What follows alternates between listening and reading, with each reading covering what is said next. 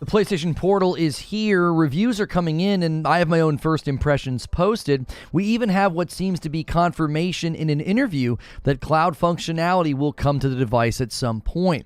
I've had a very positive experience as I have experimented with it within my own home, and I do plan to take it on a trip with me to even test it at a far distance. But some reviews are a bit mixed or even negative, as experience may vary depending on a variety of things. So I want to get a bit of a review roundup for you, as well as look at this interview that is pointing to the potential of cloud in the future. It also speaks to the profitability of the device. I want to give my own thoughts and impressions as well, and just think about the device long term. Now, I put all of the good information right here at the beginning of the video, so that way you don't have to go looking for it. That's a longer video because it is a live stream.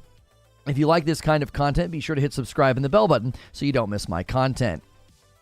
So the PlayStation Portal has arrived, but what do people think about it? My social feed is full of screenshots, short videos of folks trying it in their car, using it on a mobile hotspot, Wi-Fi in their house, and more. But the reviews are not unanimously positive, and I definitely think consumers should consider a few things before deciding to purchase one. And we also have an interview that talks about the profit goal of the device, as well as the potential of cloud capability in the future. So first, I want to give you a bit of a review roundup. We have everything from positive to negative to more in the middle. And secondly, I want to give you my continued thoughts, impressions, and experiences. My first impressions video is primarily a showcase of the device here in my studio, and I wanted to share how it has worked throughout my house, when have I experienced any connectivity issues, and the like. Lastly, I do want to look at an interview with Hideaki Nishino. Sorry, I'm probably saying that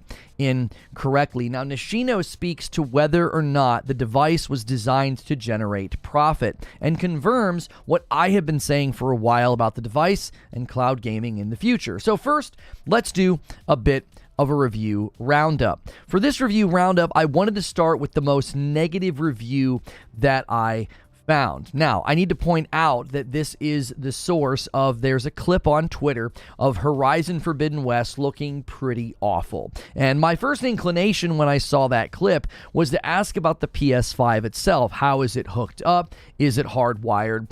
Or is it over Wi-Fi? If it is over Wi-Fi, does it have a good signal? Because it looked like there was some sort of a connection problem. And compared to the other footage that I had seen, this was the first time I'd ever seen anything look quite this bad. Now, it turns out the PlayStation 5 was connected over Wi-Fi. It was not hardwired. Now, I have heard similar reports from others in my Discord as well as on Twitter that when the PS5 is not hardwired, they can experience something that is dramatically lower than when it is plugged directly into the router. Now, a few people have indicated that their PlayStation 5 on Wi-Fi caused no major issues, but even they saw a performance improvement when they switched to hardwiring. Now, I'm saying all that to say this: setting up a remote play in the worst possible scenario is actually helpful to a degree. I know people were sort of upset and they were like, this is not the way to do remote play. This is not an indictment of the device. And I think that's true, but I do think it is helpful because this could be a caution to some consumers. If you cannot hardwire your PS5, you may want to skip the Portal, as your experience will always be affected by the PlayStation 5 being on Wi-Fi, especially when you're leaving the home. Now, this first review that is pretty negative is from Tom's Guide, and it says, a game streaming future that we're not ready for. And they gave it 2 out of 5 stars. Now, the cons are listed as follows: unwieldy to hold, constant latency issues, selective Bluetooth support, and no way to stream videos. Now, I've not seen anything about it being unwieldy. Perhaps they have hamster hands. I'm just kidding. I'm joking. I've got small hands myself, and I have not found the device to be unwieldy or awkward, but this is obviously subjective. You might not like the way that it feels. I generally feel like it feels like a DualSense controller. As my son pointed out, it just looks like somebody stretched it, and that's pretty much how it feels. And the constant latency issues that they mention in their list of cons, now that is user dependent. You may have constant latency issues. That may be something that you deal with. That's why I said if you cannot hardwire your PlayStation 5, you may want to avoid getting this device. In my own home, I have only experienced issues when I was literally moving from room to room while playing, and the portal was likely having to switch from one mesh satellite to another in the home. And again, hardwiring the PS5 or your test is probably not going to be that conclusive. Now, I actually think the selected Bluetooth support that they mentioned, I do think that is a valid criticism. Even though we knew about this ahead of time, it's I call it a very Apple thing for PlayStation to do, and I don't like it. It would be great if I could use my existing Bluetooth earbuds that I bought. I use them on my iPhone all the time, listening to audiobooks and podcasts throughout my home.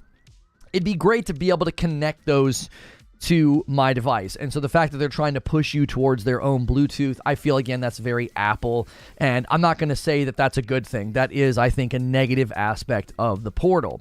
Now, the lack of a way to stream videos, this one I don't think is very valid. We knew this beforehand. You're literally remoting into your PlayStation 5. That's what the device is intended to do. There's no operating system on it that, to speak of, right? There's no apps on it. So this would be like buying an e-reader and then complaining that it doesn't support the Audible app or audiobooks, or complaining that you have to charge your electric lawnmower, right? You bought something, you knew that this was its intended purpose. It sort of lacks these other features, and you're like, oh yeah, that's a negative. I don't think that's a valid criticism. Now, the Tom's Guide referenced how fast his internet was. And I find this to be interesting. This keeps coming up from outlets that are supposed to be in the know about technical devices that they are reviewing. The speed of your internet has no bearing on when you're using it in your home and you're using it on your local network. So your Wi-Fi signal could be struggling in the room that you're in. If your PlayStation 5 is connected to the Wi-Fi, it might not have a great signal. You could do a speed test and get good results. That doesn't mean you have a good and consistent signal. There can be things in the home that interfere with that signal depending on what you're doing, what's operating in the home, different devices. So speed tests are not deterministic of really anything here, okay? Maybe you don't even have a very good Wi-Fi router, and that might lead to a bad experience. Now, I have an Orbi mesh system, and I use the device in my kitchen, dining room, living room, bedroom, office, and my entertainment room. And again, I've only had issues when I'm moving throughout the house. Once I go stationary, I wasn't having any issues at all. So the latency issues highlighted by Tom's Guide are actually helpful, because if your home network isn't great, or if you struggle to get good signal in certain rooms, that could make the PS Portal a no-go for you. Now, he also highlighted input delay so bad that he could not get through a level in Spelunky 2. Again, your experience is going to vary depending on connection quality. I was able to play and beat numerous duels in Ghost of Tsushima, which requires a lot of precise timing. I'm replaying the duels, so they actually increase the difficulty when you do that. My first impressions video showcases me in one of those duels. I lose twice, win the third time, and you can see me adapting to flurries and parries on the fly. I would not be able to do that if it was constantly dropping inputs. Now, I won't say I haven't had some dropped inputs, but not to the degree that I can't get through a game or through a level or through a fight. So I wanted to highlight this review since you may have this level of experience if your Wi-Fi or your PlayStation 5 are not in the best position for a remote play device within your home. So this guy gives it a 2 out of 5. You might give the PlayStation Portal a 2 out of 5 if you're in a similar scenario. If you're in a home like mine, if you've invested in a really nice home network, or you have like a really nice mesh system so signal is strong throughout your house, you're probably not going to have any major issues. Then IGN gave the device an 8 out of 10, claiming that the PlayStation Portal is the best PlayStation 5 remote play solution available. Now, they push back against the oft-claimed notion that remote play on the phone is just as good or superior. I've had many people tell me that. Many people are trying to convince people to not buy this, just use your phone instead, which is interesting because there's a whole host of trade-offs whenever you decide to remote play on your phone. Not that it's bad, but this device sort of alleviates some of those trade-offs. And the IGN concludes that, quote, the PlayStation Portal is the most surprising device I've ever come away from loving after going in loaded with skepticism. It's such a better experience than using your phone with a slap-on controller, and it works so much better than I was anticipating. Now, they're saying something I'm seeing a lot of people say. I myself, I was skeptical going in. I was like, I don't know, for $199, the screen might not be that good. You know, it might not be that great. It might only really work for very basic games. But I've played many hours now, I think up to 2, maybe close to 3 hours of Ghost of Tsushima through this device, and it has just been great. I've really, really enjoyed it. Others have pointed out that this is freeing up their phone, and that makes it worth the $199. They're remote playing so often to their PlayStation 5 that not having to constantly use their phone is a plus for them. Phones are multi-purpose. It has its own operating system running, as well as receiving emails, text, phone calls, those sorts of things that you might want to be able to check or receive while you're sitting there playing. You also may not want to drain your phone battery while on a lunch break at work, or maybe you're sitting in your car waiting to pick somebody up. I've seen many people using the device in their car. Much of what I've seen on Twitter is just sort of the convenience of having the device. They hop on their mobile hotspot or a Wi-Fi signal somewhere. Now, one piece of feedback that I would actually love to see PlayStation rectify quickly, and I think this is legitimate. Often public Wi-Fi requires you to open a web browser and accept their terms and conditions before they grant you internet access. You'll see the little Wi-Fi signal like pop up on your phone. And you're like, oh, cool, I'm connected. And then your phone opens like a little quick browser and you just say, I agree, or connect me, whatever. You check a box.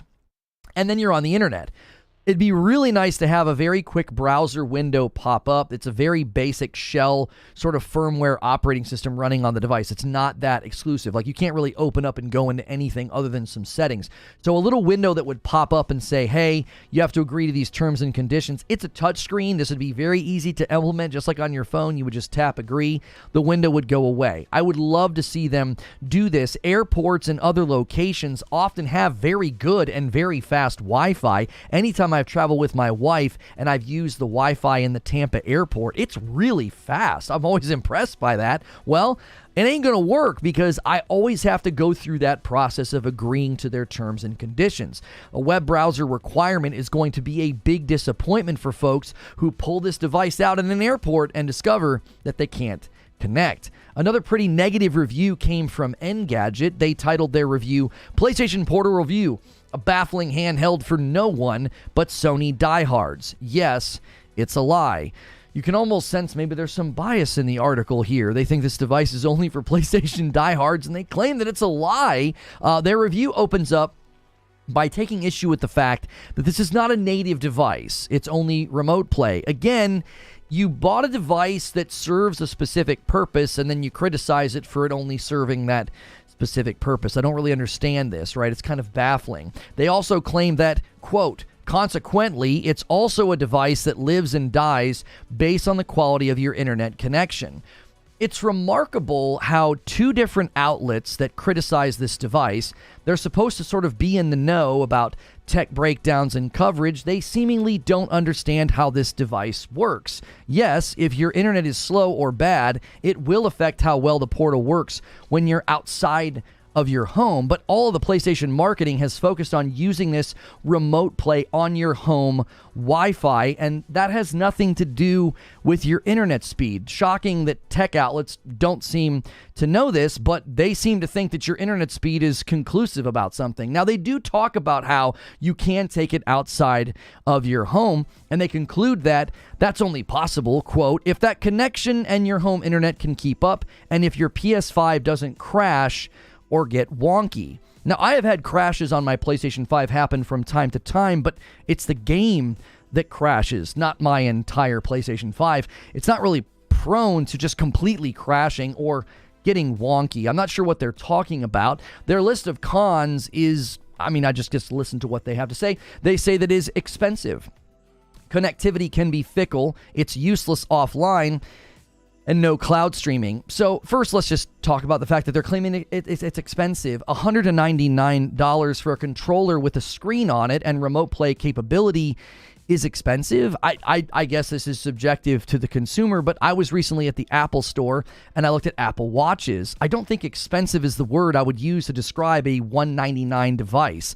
Connectivity can be fickle. I mean, again, this is going to be dependent on your own home network and your signal strength, and the fact that it is useless offline.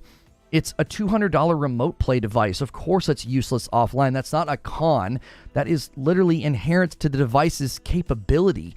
How good is your cell phone offline, right? How much can you really do? I've seen folks comparing this to the Switch, because the Switch is roughly the same price, right? They're like, well, the Switch, $200, this is $200. Well, the Nintendo Switch is a device from 2017. It can only play games that are on it. You know, you're not going to be playing games remotely on another device. You can cloud stream some of their games, but you're not going to be playing games at the level that I've experienced on the Portal. Spider-Man 2 looks and runs beautifully at 60 FPS. I can't play anything at that level of graphical fidelity or fluidity on the Nintendo Switch. These comparisons and criticisms are just downright odd. Like, you bought a device and you already decided that you don't like it or need it. Lastly, the criticism that it doesn't have cloud streaming, well, I'll get to that in a moment. So I think this is a pretty good roundup of reviews. I intentionally chose negative reviews. I'm not trying to show you, oh, here's all the positive reviews. The negative reviews clearly don't see the need for the device, or maybe they had a poor experience because of connectivity. So be warned, the device depends on something that you might not have great equipment for. You might end up like the guy from Tom's Guide. You might say, man, this thing's terrible. I would really make sure that your home internet is in a great position. Make sure you get good signal throughout your home. Make sure you can hardwire your PlayStation 5. If not, you're going to buy a $200 device and largely not use it. So quickly, I'm going to give you my thoughts on the device, as I have used it quite a bit more now than when in my first impressions video, I just sort of sat in the studio and recorded a video for you. So I've used the device probably for between 3 and 4 hours now, all over my home. My only complaint are things that I would likely say about another cloud or remote play experience. It can get stuttery at times. I've had a few obvious input drops. I think that's going to happen anytime you're cloud streaming a game or remote playing a game. That's just the nature of what you're doing. You're playing remotely. It's not going to be perfect. But the problems that I've had are pretty minor, and they're not very frequent. I've gone through entire duels in Ghost of Tsushima without a single hiccup or problem or dropped input. Outside of that, I'm not thrilled with the position of the charging port. It is a little awkward. It's like underneath and it's not easy to get to, but I think the screen looks better than I expected, and my experience around my house has been great. Being able to sit in my bed and, you know, I was just like clearing the map in Ghost of Tsushima. I hadn't yet done that with the island of Ikishima, and I'm just like roaming around, clearing the map, doing bow challenges. I did an archery challenge on this device. You got to do that in 7 seconds to get the max clear time, and I was able to do that on this device. And I think this is exactly what this thing is for. If you want to come home and wind down in your favorite chair or sit in your bed and just do some quick missions and some quick activities, it's super convenient and it runs far smoother than I expected. I do plan to take this to Ohio, and my PlayStation 5 will be back here in Kentucky, and I want to see how it functions at a great distance. Are we going to significantly suffer on latency and input once we're having to deal with the latency of being far away from where the PlayStation 5 currently is? So lastly, I want to look at this interview with Hideaki Nishino. We're just going to call him Nishino, all right?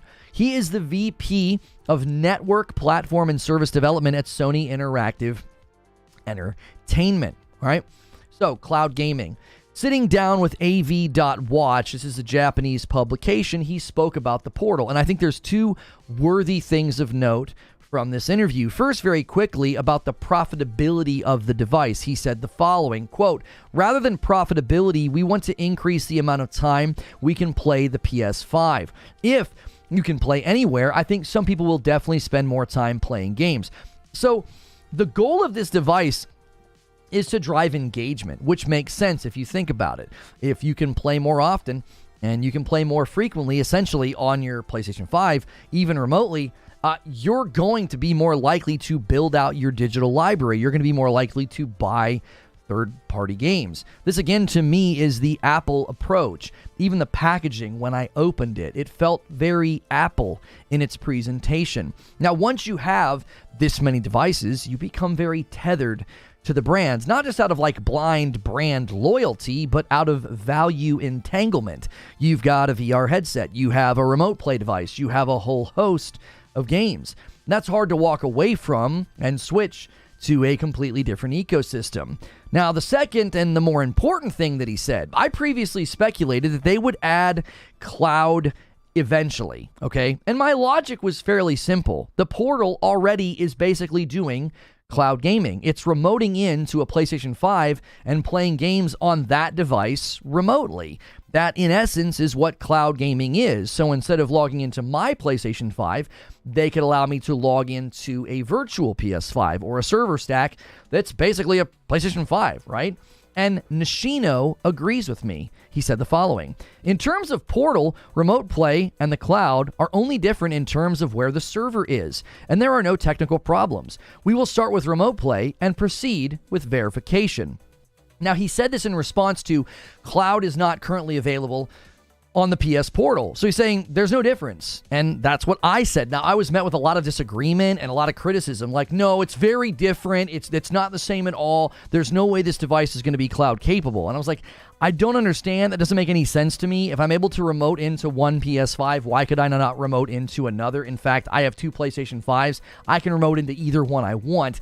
Why could you not just let me remote into one of their server stacks? And he's saying there's no difference. So this guy's in charge. He's the VP of this stuff. And he's like, listen, there's no difference here.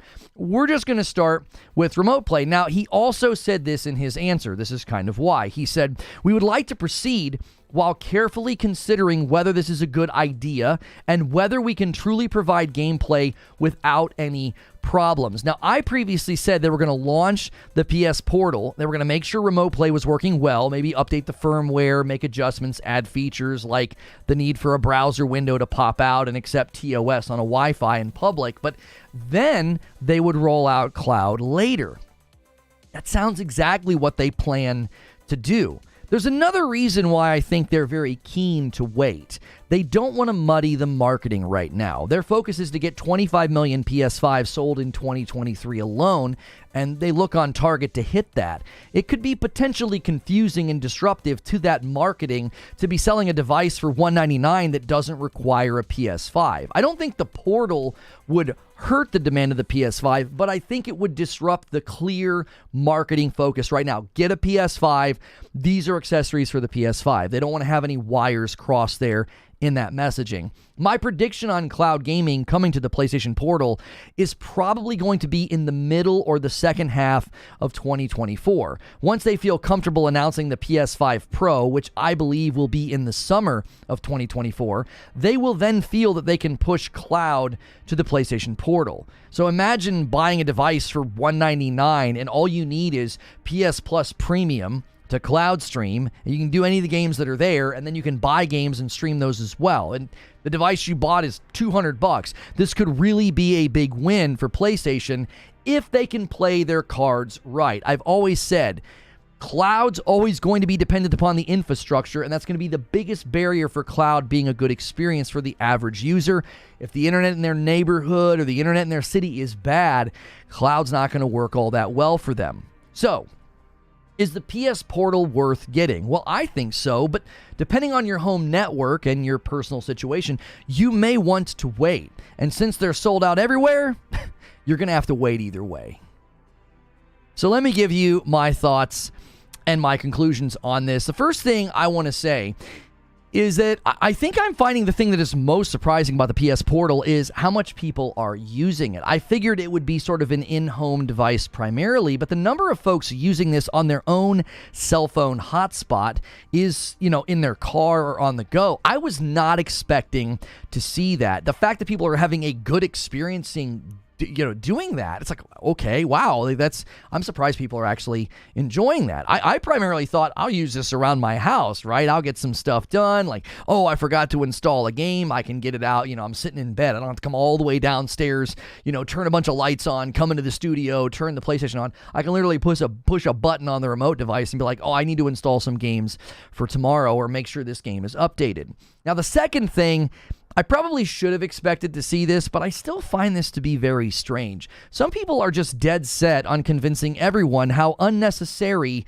this device is. They'll point to cell phones and third-party controllers as if that's just automatically superior because that's what they have chosen to do. Now listen, if you are currently remote playing to your PS5 without the Portal, I mean, that's great, but the original narrative on the PlayStation Portal was that, much like what we heard about the DualSense Edge and the PSVR 2, we were told that this is DOA. This is stupid. This is dumb. Who's going to buy this? I saw people saying PlayStation is lost. They don't know what they're doing.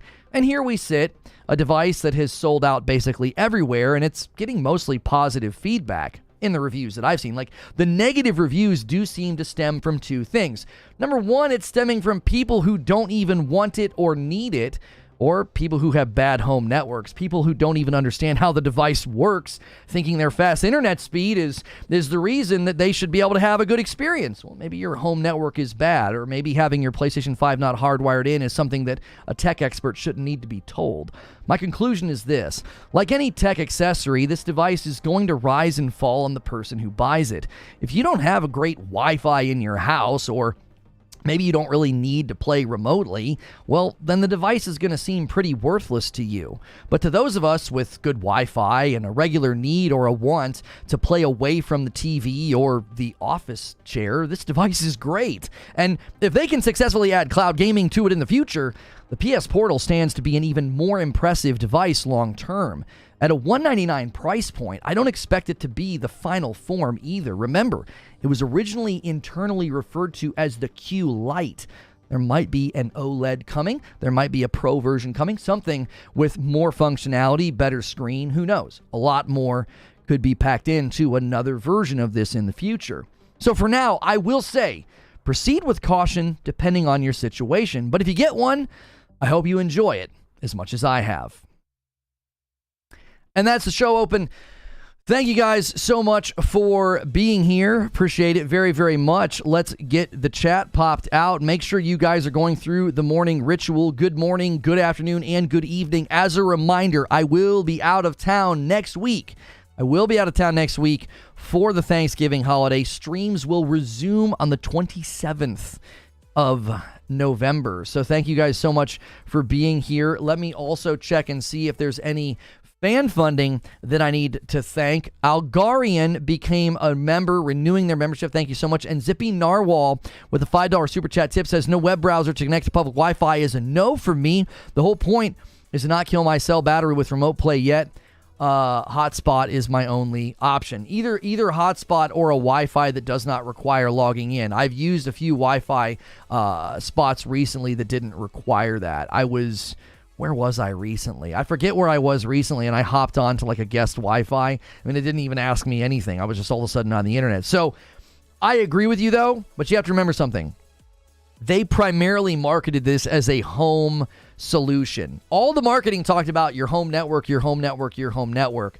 So they certainly didn't set the expectation of like, yeah, you can take this thing anywhere. So, and you guys are starting the day off like a bunch of crazies. Han shot first, and so did you, Mick D09, with a gifted member, and then a 10 bomb from Charles Freeman, and then a gifted member from Lord Horg, and then a gifted member from Sneaky Wolf. That is 13 members already. You guys are at 3,100. You're at 3,100. If you can get it to 3,500, we will do the Make Lono Ruin a Steak incentive. You guys are going to make me get like the nastiest ketchup in the world and ruin a ribeye with it, which is an atrocity, but I will do it. Shooter Forever, the $5 super chat tip, says, my problem with the Portal is that both the ROG Ally and the Steam Deck can do the same remote play as the Portal. And it's not even their main function. Right. And that's great for people who want to buy a device that is that expensive. If somebody primarily games on their PlayStation, this is a more economical choice for them, right? It's $200. Like, you are correct. Somebody who owns a Steam Deck or somebody who owns a ROG Ally is going to look at this and be like, well, why do I need that? Homie, it's sold out everywhere. Clearly, there's demand from consumers to get this. When you have 40 million PlayStation 5s in circulation, I don't think they're worried about the people who already have a Steam Deck or a ROG Ally. I would hazard a guess that a lot of people with the Steam Deck and the ROG Ally are not even really big on PlayStation anyway, right? They're probably more prone to be like a PC homie, and that's fine. I think that's totally fine. You don't need it. Charles Freeman with a 25-month VIP says, late birthday gift. It was my birthday last week. Thank you very much for the 10 gifted, Charles Freeman. And another one from Joker Quinn. And another one from RPG. And another one from Abe. 3 more. And a brand new member from Drog RXI. So that's going to be 4, taking us up to 17 members already on the day. You guys could easily hit 3,500 members today. And Jareth throws in as well and takes us to 18 members on the day. And another one from Force of Will taking us to 19. A nice little holiday send-off. You guys are crazy. Going in so hard already on gifted members. Solemn says, I have to know, for your Portal experience, do you have your PS5 port forwarded on your router? After I did that yesterday, it increased my performance and consistency quite a bit. I do not have my PlayStation 5 port forwarded, no. I'll be honest with you. My Orbi software reset in my phone, and I can't log into it. One of these days, I'm going to have to do a complete factory reset if I truly need to log in, because the default passwords for the Orbi aren't working. Like, I looked up what the most common default password should be. I don't know if I set one or not. I truly can't remember. I was trying to fiddle with it the other day, so I'm going to have to do a total factory reset on my Orbis. Thankfully, I have not had any bad experiences at all. 2 more gifted members come in, one from Joker Quinn and one from Abe, taking us to 21. The member train continues with these singles just so quickly adding up. Treble Champ with a 10 spot says, I have a deck and an Ally. The remote play experience is beyond either of those devices. Let's not forget all the missing features on those devices at launch. SD, the Stream Deck, didn't have a contrast slider till now. Wait, Treble, are you saying you're getting a better experience on the Portal versus Steam Deck and the Ally? And Mick D09 takes us to 22 members on the day. Thank you so much, Mick, for gifting a member. What's Orbi? So it is a mesh router system. So it puts, I have like these little white cubes throughout my house, and they're like satellites. They're basically Wi-Fi repeaters. So like when I'm up in my living room or my sunroom or my backyard, I still get good Wi-Fi. And another one from Abe, taking us to 23. Guys, jump on this member train. Don't let all these guys have all the fun. Gift a member, pay it forward, whatever you feel like doing. If you can't gift a member, smash the like button. It supports me, the stream. You can hit subscribe. That's free. And then you can talk in my chat. Bor with a 2 spot says, can the Stream Deck SM2 gyroscope paint trigger pressure? I don't know what you're trying to say. Ghostface with 15 months in a VIP says, happy early Thanksgiving. Thank you so much, Ghostface. And another one from Abe. Abe taking all the glory for himself today, driving the member train all by himself, takes us to 24 out of 25. I want to make sure I didn't miss any super chats. I did not. Okay. I go through and like hit the heart on them to make sure that I reply to them. How is the start screen on the Portal? It's pretty good. It's pretty good start screen. Start screen says, a start screen says a lot about a device. It really shows how much work that they put into it. Jerry says, it's my first time gifting a membership. It feels good to pay it forward after myself being gifted recently. That is very, very kind, Jerry. Thank you very, very much. Guys, let me just say very, very briefly, if you are looking to snag some shirts from Into the AM, they are having a huge, huge sale. Black Friday, Cyber Monday. Get over there and use code Lono, okay? You can use code Lono on top of the discounts they're already doing. Okay, so if you go over there and you find a shirt for like, some of their sales are like up to 80% off. Okay, you can stack my code on top, get an additional 10%. Go to intotheam.com/Lono or use code Lono. I am wearing an Astro Samurai shirt. It's an astronaut samurai. It looks awesome. I love samurai. I love astronauts. I love outer space. But I'm also wearing a hoodie from their fall collection. Check out their fall collection over there, okay? Great stuff. We love working with Into the AM. You can always use code Lono. Stack that on top of those discounts. Thanks so much for working with us, Into the AM. I got some more members to thank. Thank you so much. Abe takes us to 25, and Joker Quinn slams us past to 30, and one more from Chris Wolf taking us to 31. You guys always bring the heat on Friday. I already owe you now 5 members. Every 25, I give 5, the next milestone being 50. Thank you guys so much for your ongoing generosity. I've been needing to buy a home mesh Wi-Fi 5, but I'm lost in a myriad of choices. Any suggestions? I've had great experience with my Orbi. I haven't had any issues. Lock with a 3-month says, I want to know why people are buying scalped portals on eBay for $400 and up. It's not worth that price. Just wait for MSRP. Well, Abe says, all right, I'm out. All right, Abe, thanks so much. The current song is called VIP Only. That's funny. You have to understand something, Locke. When you're like, it's not worth that, okay? If somebody has money to throw away, worth and value at that point are liquid terms. You know what I'm saying? It like, for some people, money's just not an issue, bro. They're just like, yeah, I don't care. Give it to me. I want it now. I wouldn't do that, right? I pre-ordered it at MSRP. I would not buy one for $500. I would not say that it's worth $500. No.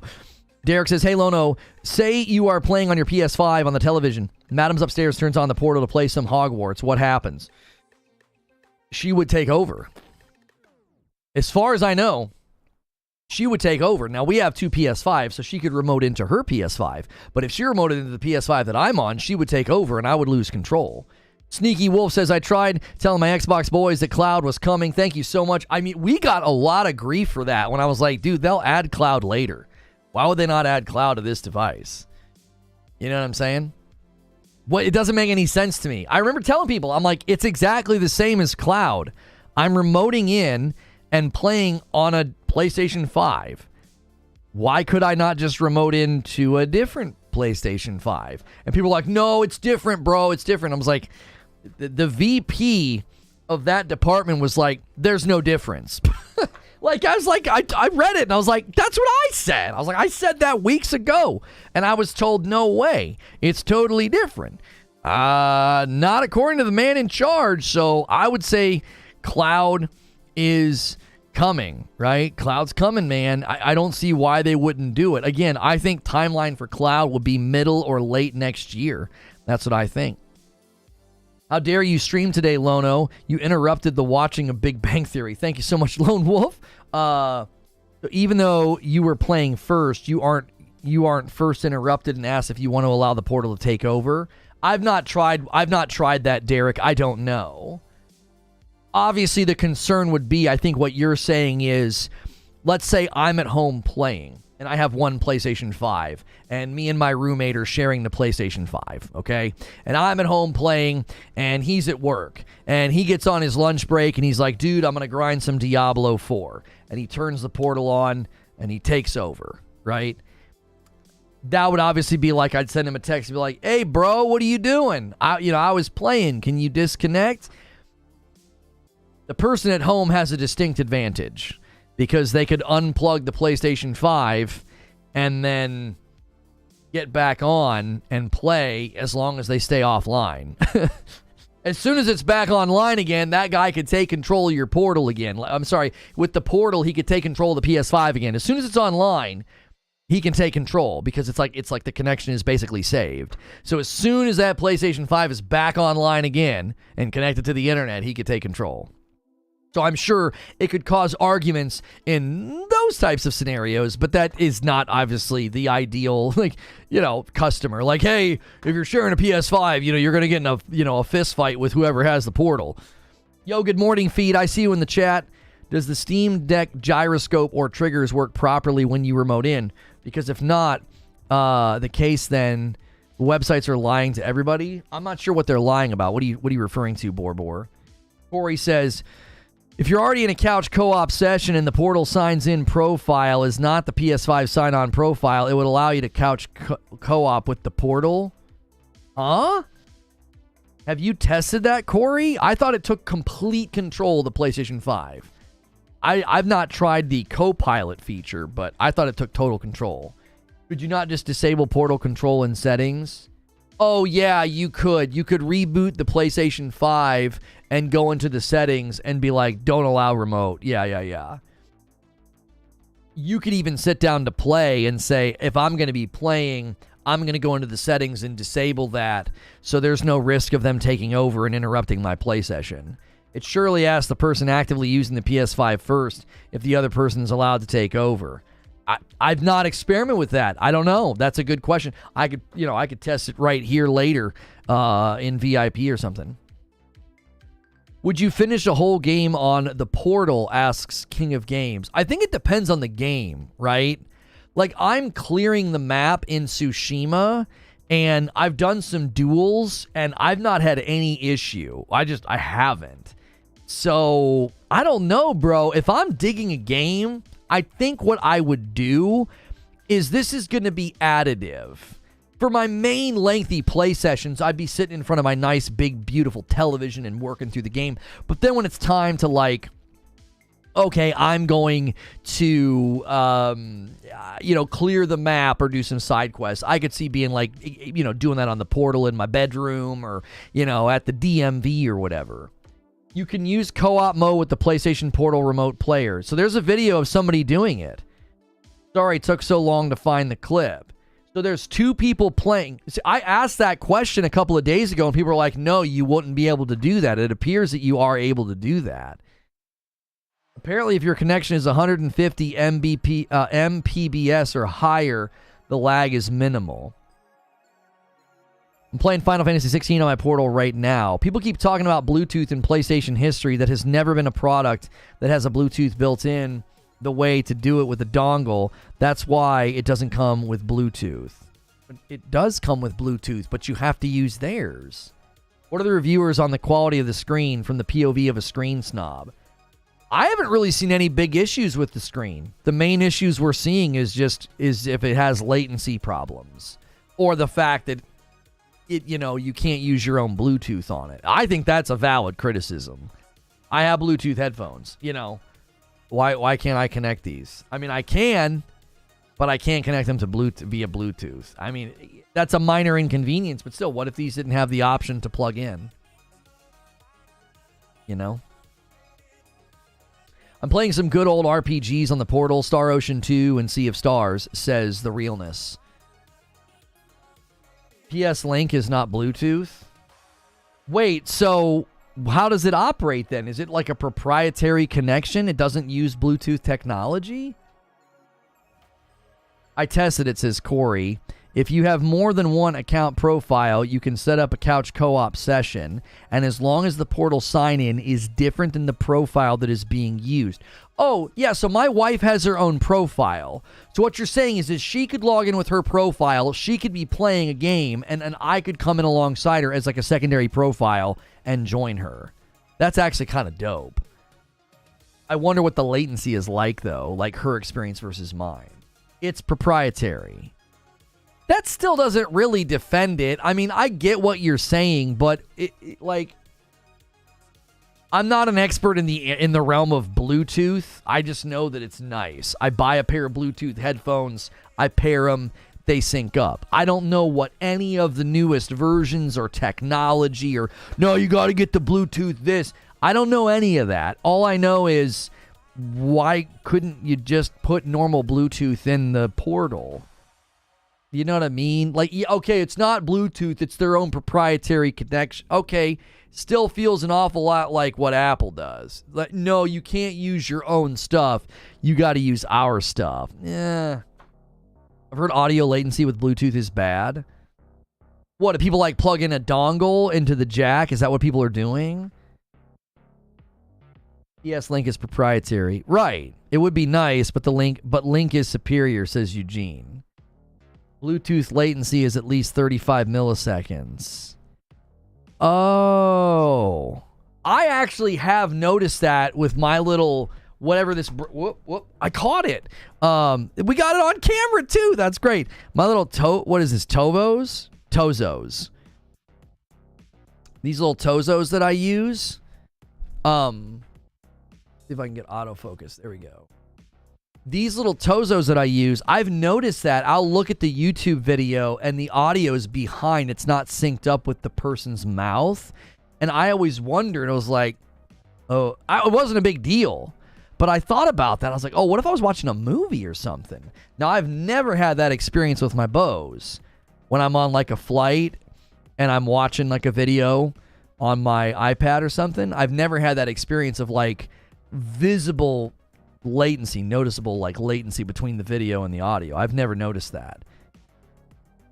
But on the Tozos, I notice it, which is no big deal. I primarily got those for like podcasts and audiobooks around the house. I just pop one in and then I can listen to something while I'm doing something around the house.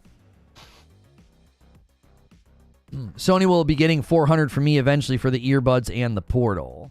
Neither Xbox nor PlayStation allow Bluetooth specifically when it comes to audio like headset. It allows other types of Bluetooth.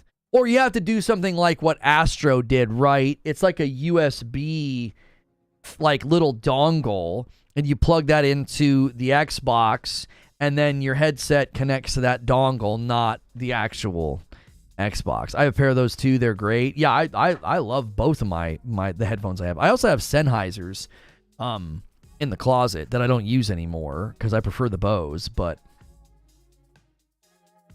Bluetooth is basically old school Wi-Fi with a specific data structure. Link is just low latency Wi-Fi without the Bluetooth overhead. Bluetooth wasn't really designed for how it's being used. It's pushing up against its limits. It is incapable of lossless audio, as an example.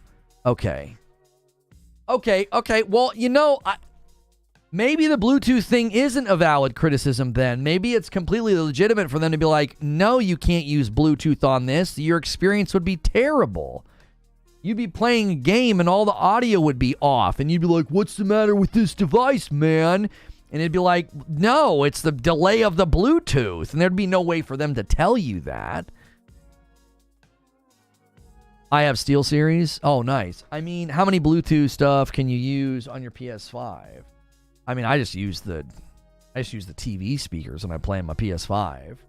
Wireless signals create interference. Bluetooth being 2.4 gigahertz on the same band as the Wi-Fi is a liability. Okay, that's another perspective on the device, is that if you're sitting there actively using the Wi-Fi to play, if you're on the same band as the Bluetooth, it could cause issues. I remember I had Bluetooth Astros and the sound would just randomly cut out.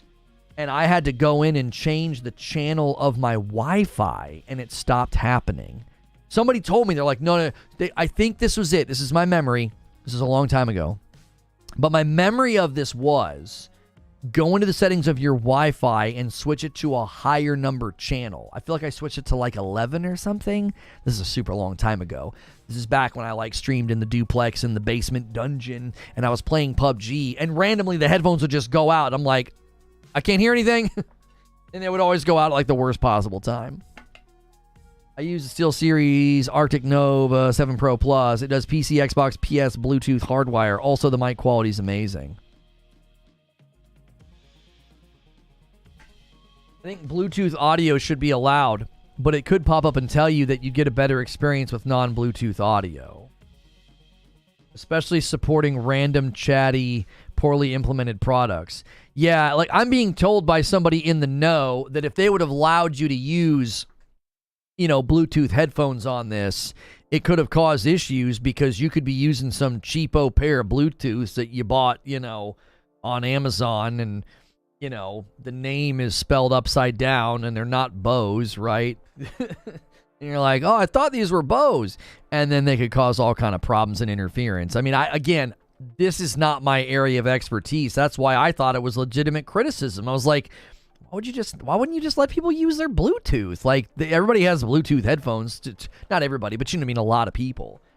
Microwaves are notorious for causing network issues, says AOZ. The Portal has a 3.5 headphone jack, so you can use any wired headset, but for wireless headset, you need the Explore earbuds or some kind of 3.5 USB adapter. Even that, you're going to run into what people were talking about. Trill Troll with 17 months of memberships, and it's a VIP. After buying this device and testing it for several hours, in my personal opinion, I'd give it a 4 out of 10. Really? Biggest negative is the fact that I can't watch... Oh, gosh. This is clearly only meant for Sony ponies. I was like, wow, you've had a bad experience, Trill. You're such a troll, dude. I thought that was real. I was like, oh, wow. Somebody else is having a bad time with it. Listen, I tried to tell people in the show open. I was like, listen, I'm be honest with you. You might not want to get this device, dude. If your home network isn't that good, if your PlayStation 5 can't hardwire in, if you don't get a good signal up in your living room or your bedroom, this device isn't going to be good for you. You're going to be miserable. You're going to be like, this thing sucks. And it's like, wow, the device doesn't suck. I mean, your network sucks, right? Or maybe your building has got too much steel and brick in the walls. I mean, I don't know. It could be anything. I mean, that one guy's footage of Horizon Forbidden West, I've not seen anybody with footage that bad. I've seen, by now, I think I've probably seen 20 or so people, different people, that have uploaded videos of them playing on their Portal. And I'm like, dude, I've never seen anybody's look that bad. That guy's footage of Horizon Forbidden West, it was really bad, dude. It was like, Jiminy Christmas. It was like watching a YouTube video on like the lowest setting. I'm like, my gosh. And it kept hitching and lagging. It looked really, really bad. Just get wired headphones, they'll do the job. I mean, I could understand somebody being like, listen, dude, I don't want to use wired headphones. I get that, if you've gotten used to Bluetooth. Dude, I was so used to Bluetooth headphones sitting in this chair that when I had to switch to wired, it's just so much easier to constantly leave the Astro, whatever this thing is called. It's a command center kind of a thing with like a volume knob on it. That's super easy for my wife and I to use a splitter. So when we stream, we both hear the same thing. That's such a pain to switch from Bluetooth to that, like every week. So I just was like, yeah, I'll just use that. Also, I can run my Focusrite to it, and then I get mic monitoring when I'm wearing my headphones, so I can hear my own voice. I love that. I used to not like mic monitoring, but that was back when I wore headphones that didn't isolate sound very well. But now that I wear headphones that do better sound isolation, I don't like that cone of silence like when you're wearing headphones. Yo, what's good, Brap? Does anybody know if USB headphones work? Like what? Like through the charging port, Eugene? I doubt it. And that would be odd. I don't think it's a USB port. I think it's a charging port. I'm playing a video game, not really caring about sound quality. It depends on the game, actually. If I'm playing like a goofy kiddie game, Mario Party or something, I'm not too worried about sound quality. But if I'm playing like, Tsushima, like I had it sitting on the table out there. I was finishing my reading for this morning, and I had it on the table. And I was at one of the hot springs in Tsushima, and the water's like rippling. And it sounded fantastic for like little speakers. I was like, that sounds really good. It was almost like relaxing. I was just sitting there reading, listening to it. Now, periodically, I was in a spot in the game where there's these monkeys all around the hot spring. Periodically, the monkeys would sort of disrupt the serenity, but I was like, that sounds pretty good. And then my wife got annoyed. She's like, I love the sound of rippling water. She's like, what are you doing? I was like, oh, yeah, that sounds pretty relaxing. I was like, all right, fine. I turned the volume down. Brap says, Lono, I have hit the big time. People are impersonating me in live chats on podcasts. Brap, listen, brother, to be hated is to be known, dude. You know what I'm saying? To be hated is to be known. You know what I'm saying? Nobody's making videos about nobodies. Nobody's tweeting about nobodies. So I guess accept it. Hate is engagement, you know? Don't tell people. This is between me and you, Brap, so you can't tell anybody this, okay? But when people start hating on you and making videos about you, you make more money. Don't tell anybody, though, Brap. Don't tell anybody that. They'll stop making the videos. Stone Spire with 7 months in a VIP. I'll probably wind up getting the Portal next year. I love the thought of playing Ghost of Tsushima in bed if I feel like it. Can't wait for the extra content today. Keep up the great work. Yeah, we will be playing Super Mario RPG Remake. We will be playing that today.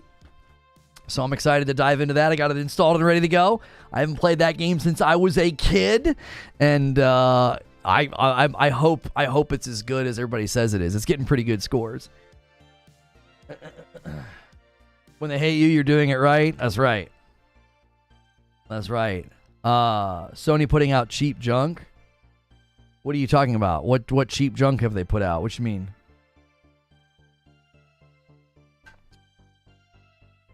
$200. A gifted member from Raven. Thank you so much, Raven. Picking up the member train here a little bit. Trying to get it going again. Thank you so much. You guys are about 300 members away from the big goal. IGN said it works well on outside Wi-Fi, like a coffee shop or something, but you can't go to a web browser to activate the Wi-Fi since the PSP doesn't have web browsing. Right, D-Tom. Not every Wi-Fi requires that. I was somewhere the other day. I cannot remember where I was. Was I at the mall? No. I think I was in the... Oh, it was at my cardiologist.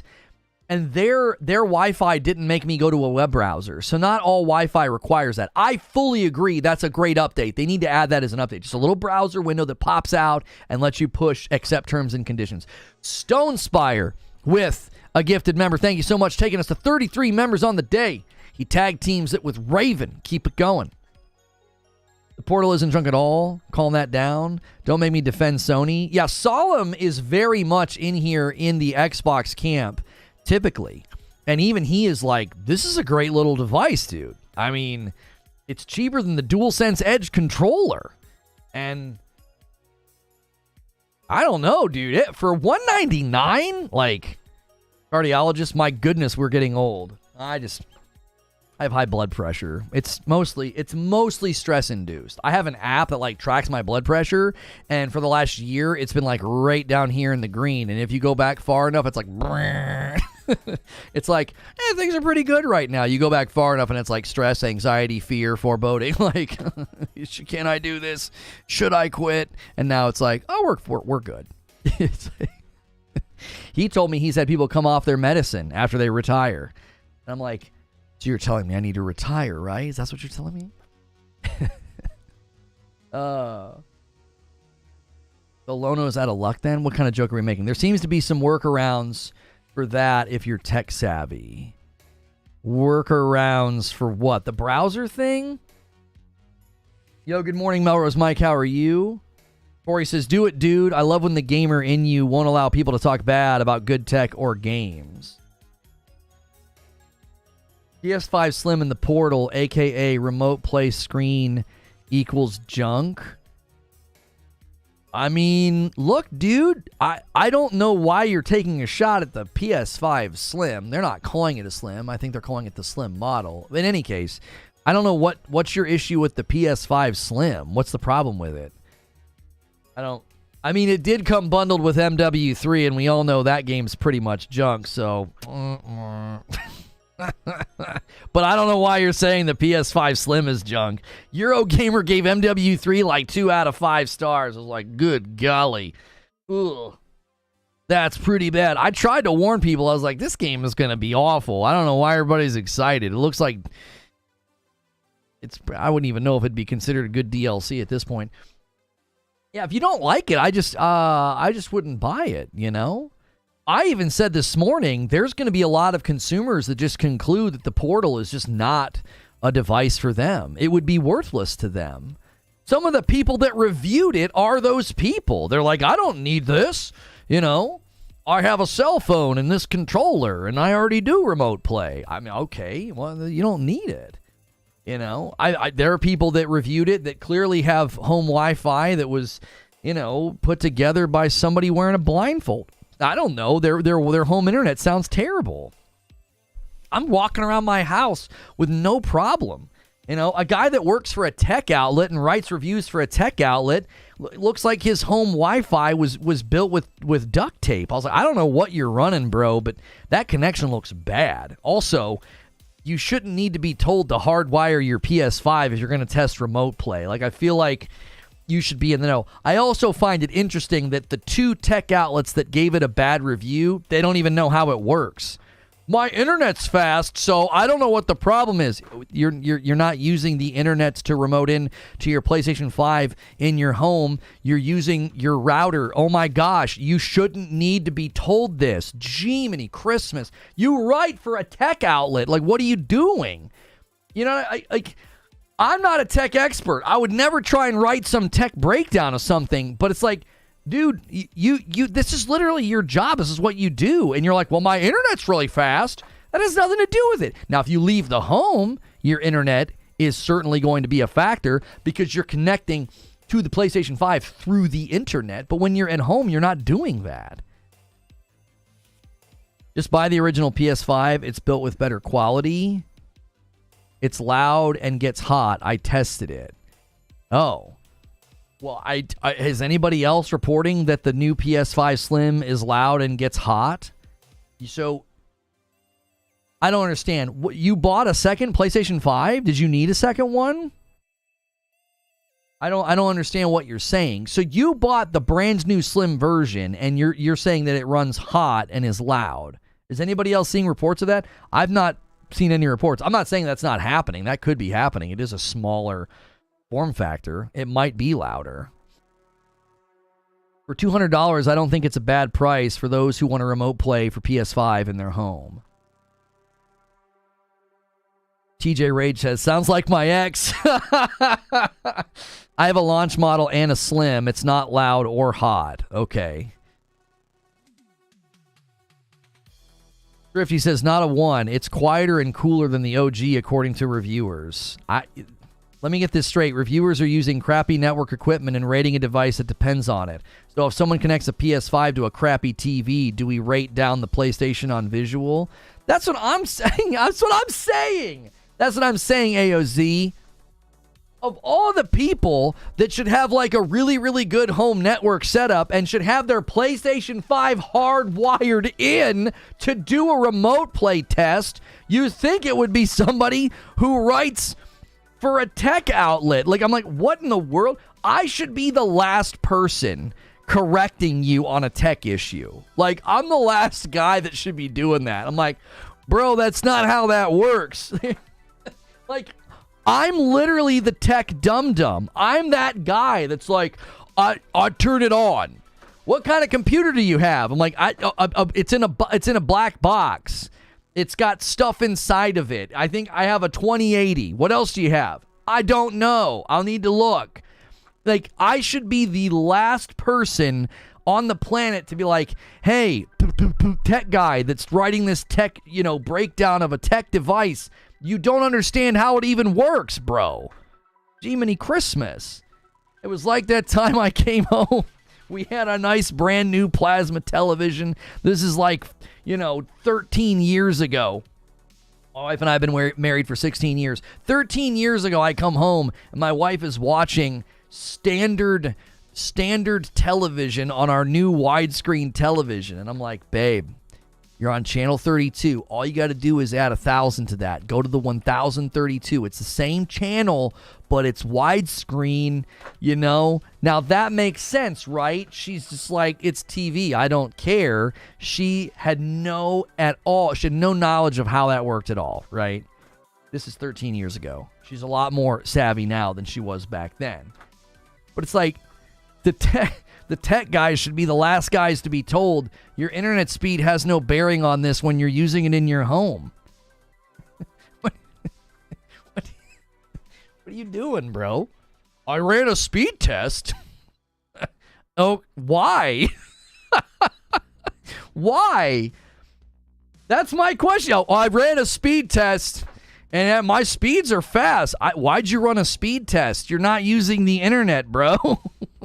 Oh, golly. I'm getting hot. Was it a Panasonic Plasma? No, it was a Samsung.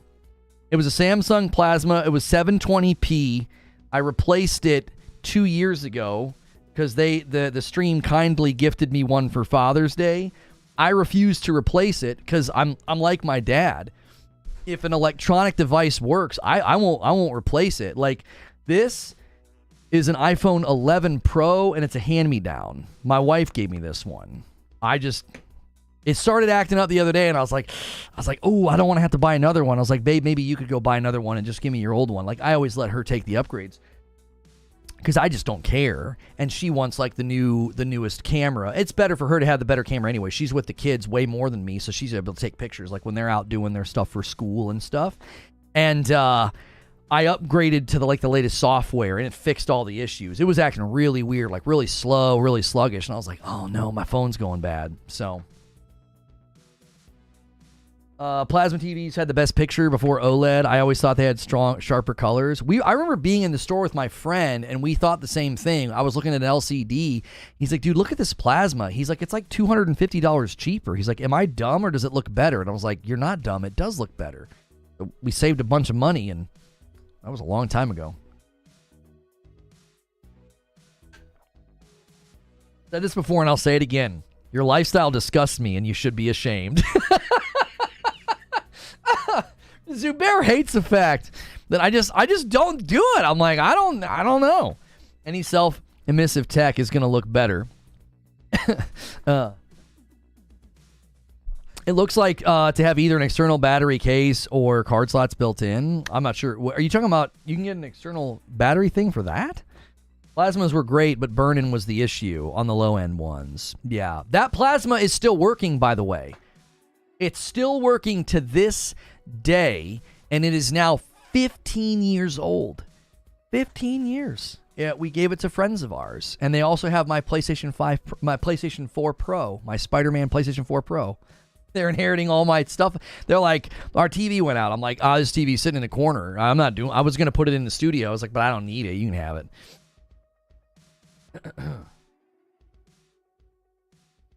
They throttled my 11 Pro, I'm convinced. Just got the 15 Pro Max.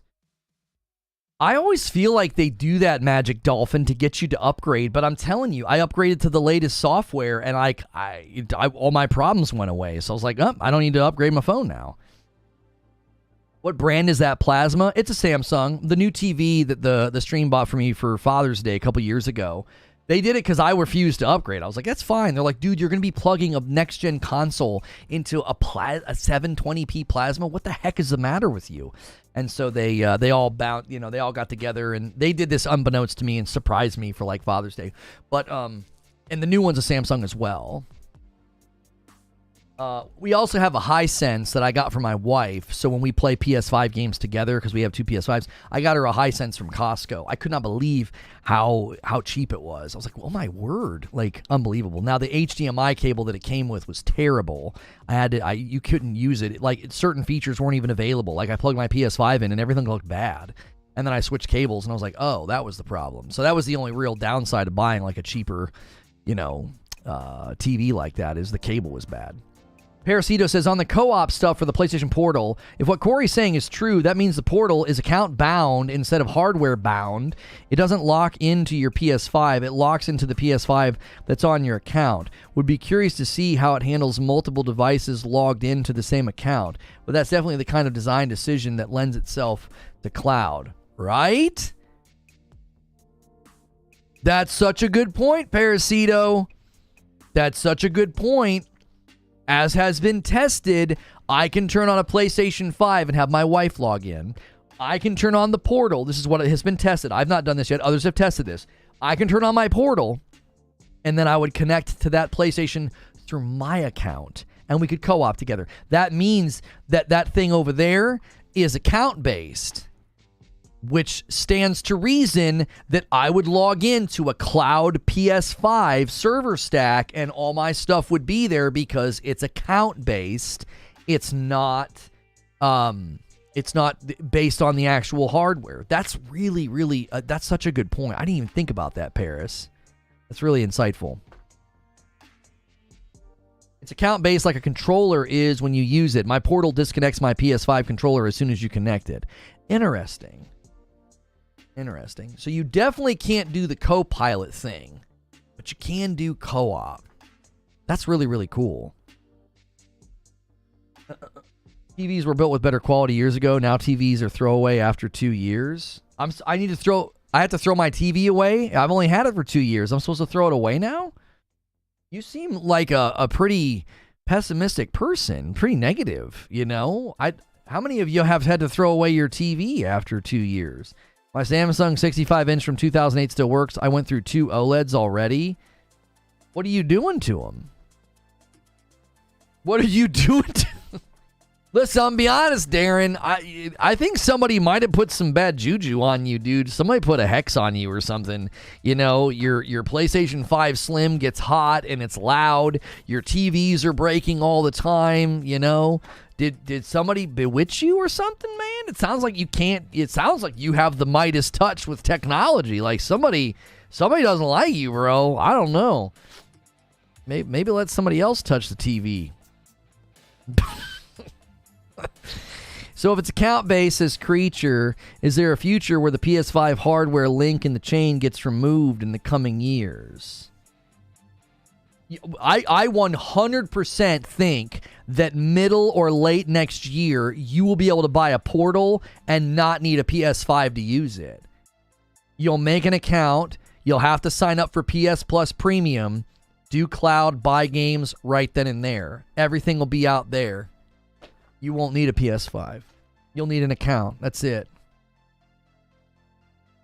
So, I think that's coming. Now, they may not want to do that.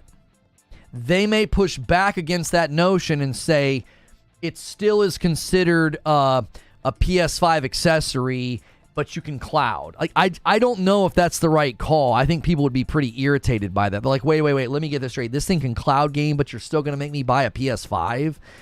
You know? I'm not throwing my TV away. Thank you very much. I don't crap 2K at will. Find out who's urinating in your cereal, Darren. That's what I'm saying. What's going on, bro? Why is your stuff breaking all the time? Maybe run a vacuum cleaner, buy a duster. I don't know. You live in a coal mine?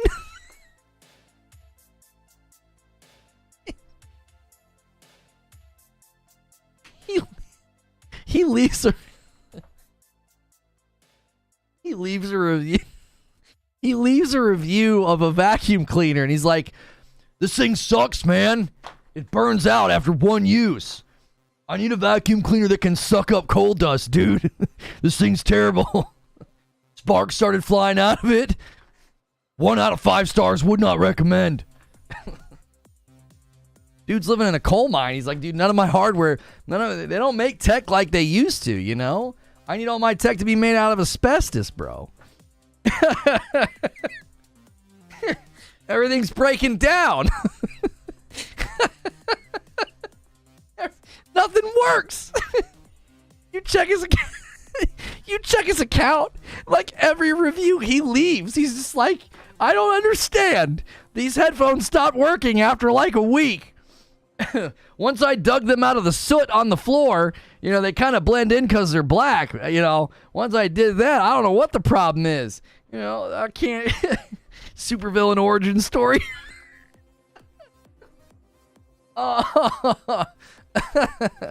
He calls himself Coleman. And they're like, Coleman? Like the brand of thermos? No, not like the brand of thermos. There's a hyphen in there. I am Coleman. Everywhere he goes, they're like, yo, Coleman. I love your stuff, dude. Keeps my soup hot at work. He's like, that is not my name. Oh. Imagine complaining about a vacuum cleaner because it sucks. This vacuum cleaner sucks. It's supposed to. Oh, that's funny.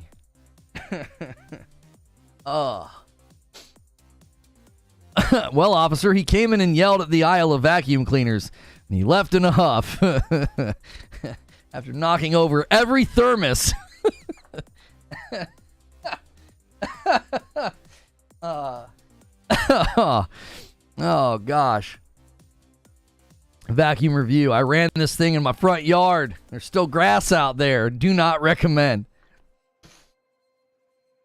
Parasito says, I would wager that right now Sony is just testing the Portal in a broad environment with lots of variables to tune up their protocols and firmware. Once they've got the end user experience and device level stuff ironed out, they'll throw cloud into the mix. They'll go against the grain and not create some giant tangled mess of infrastructure like other big tech has done and failed at. Yeah, I said something similar, Paris, when we covered this, months ago. I said it wouldn't surprise me at all if they're wanting to get this out to their user base. They already have, like, if you own a PlayStation 5 and you're buying an accessory for it, you're going to be probably more forgiving or more tolerant of problems or, working out the kinks, right? You're already a customer, okay? Lono, ready for vacation? I'm just going to try to start inverting the negative. I'm going to use my own advice. Like, when people are being negative and nasty, I'm just going to try and turn it into a bit, Like, clip that. We're just having a good time, I guess. Stop having a fun time at our expense. The irony. Anyways, that's what I thought. I thought that your target audience is like, well, they already have a PS5. So they're not going to be like, this thing sucks, I'm never going to buy anything else from PlayStation ever again. It's like, well, you already have a PS5, you already have games, you're already a customer. So if you have some issues with the Portal, that's going to be potentially damaging to the consumer relationship, but not as damaging if they buy it brand new as a cloud device and it doesn't work very well. And then they're like, yeah, I don't want this. So I would say that what you're saying, Paris, is exactly what I said months ago. I said what they'll do is they'll use this to iron out and update the firmware. They want to make sure everything's working really well. They're like, okay, can we minimize latency? Can we resolve some of these end user issues that people are running into? Like, oh, I don't know. You know how many Wi-Fi networks out there require you to say, yes, I agree to your terms and conditions before you can use the internet? Well, you're going to have to add a little web browser pop out to the firmware, to the shell software, whatever it is. It's not like an actual full-on operating system, but at some level it is an OS that's native to the device. You got to add that, That's going to be probably one of their, I would hope that that's one of their first updates. Dude, I would love to be able to take this thing when I go to Florida and be sitting in the Tampa airport and be sitting there playing games on their really fast Wi-Fi. Right now, I would not be able to do that. I wouldn't. Now, I don't know if you can do this. If I connect to their Wi-Fi with my phone and then turn my phone into a hotspot, is my phone basically like a daisy-chained Wi-Fi router? I don't know how that works. Can you connect to a Wi-Fi and then turn it into a hotspot and then it's using the Wi-Fi instead of the cell tower? Because that might be a workaround. Because then you could use your phone to accept the authentication or whatever and then just have your Portal connect to your phone. That might add a layer of latency that might just make it unstable, though, and then they would say, can't connect. Because if there's enough, if the connection's not very strong, then it won't work. Hotspot cellular only? This guy, but Kratopsy's saying, yes, you can. Your phone has to use cell. Cell and Wi-Fi are separate radios. Okay. So right now, I'm on my home Wi-Fi. And if I turn on personal hotspot, yeah, it immediately shut my Wi-Fi off. Yep, it immediately killed it. Vengeance is exactly right. Hotspot kills Wi-Fi. As soon as I turned it on, my Wi-Fi signal went away. Yeah, and then it gives you instructions on how to do it. Yep. Oh, that answers that. That's not a workaround. I don't do a whole lot with the personal hotspot, so that's why I didn't know how that worked. I think I've done it like once or twice. My kiddos' iPads needed to download movies on Netflix or something. And I think I did it once in the airport. Like I got on the hotspot or whatever. I never even thought to be like, oh, maybe I should connect to their, their Wi-Fi or whatever. Because for some reason, the Wi-Fi in the airport was down or something. So I was like, well, you can use my phone as a hotspot. Huge rumor. Star Wars Knights of the Old Republic remake has been canceled. Sony has cut ties with the project. Source Jeff Grubb. That doesn't surprise me at all, given everything that we kept hearing about it. It just didn't sound like that project was... in a good state. Kept getting handed off. Hotspot uses the same Wi-Fi chip to broadcast instead of receiving. That makes sense, right? So you'd have to have a phone that has 2 Wi-Fi chips in it in order to do what I thought might be possible. That makes sense. Once you move to a cloud back end instead of a local thing, there are a ton of new steps that get added into the path. Requesters, mirrors, load balancers, etc. It's a monumental task to even spin up a website at scale, much less a high-load service like cloud gaming. Right. What Paris said. The project was a mess and was restarted twice. Yeah, that's a bummer. If it's true, it's a bummer because it sounds like, like so many of the problems with development lately, it sounds like it was going through, management leadership level problems and decisions. Hotspot's a great feature. I almost never ever use it, but even I've needed it, either shared with me or me sharing. It's an awesome thing. The portal will use any Wi-Fi signal as long as you either have the password or doesn't require a password. Oh, yeah, I know. We were asking whether or not, if you're in an airport and when you connect to the Wi-Fi, the airport opens up a browser on your phone and says, welcome to, Louisville Airport Wi-Fi. Do you agree to our terms and conditions? And you're like, yeah, sure. And then you get on. Well, you can't do that on the portal. So I was like, oh, I wonder if you could get your phone on and then turn it into a hotspot. But you can't do that. The phone, as soon as you turn on the hotspot, turns off the Wi-Fi and uses its cell connection. It makes sense, when you think about it. It was like, oh, I wonder if that's possible.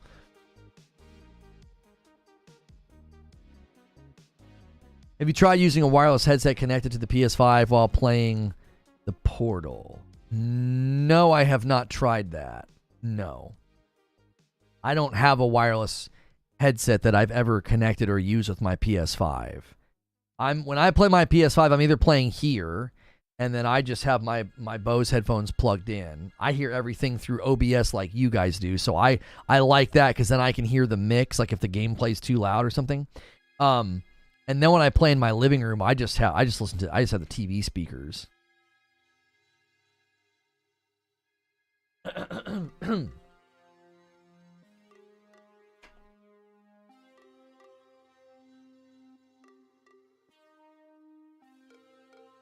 How common is millimeter wave 5G around the country? I have no idea.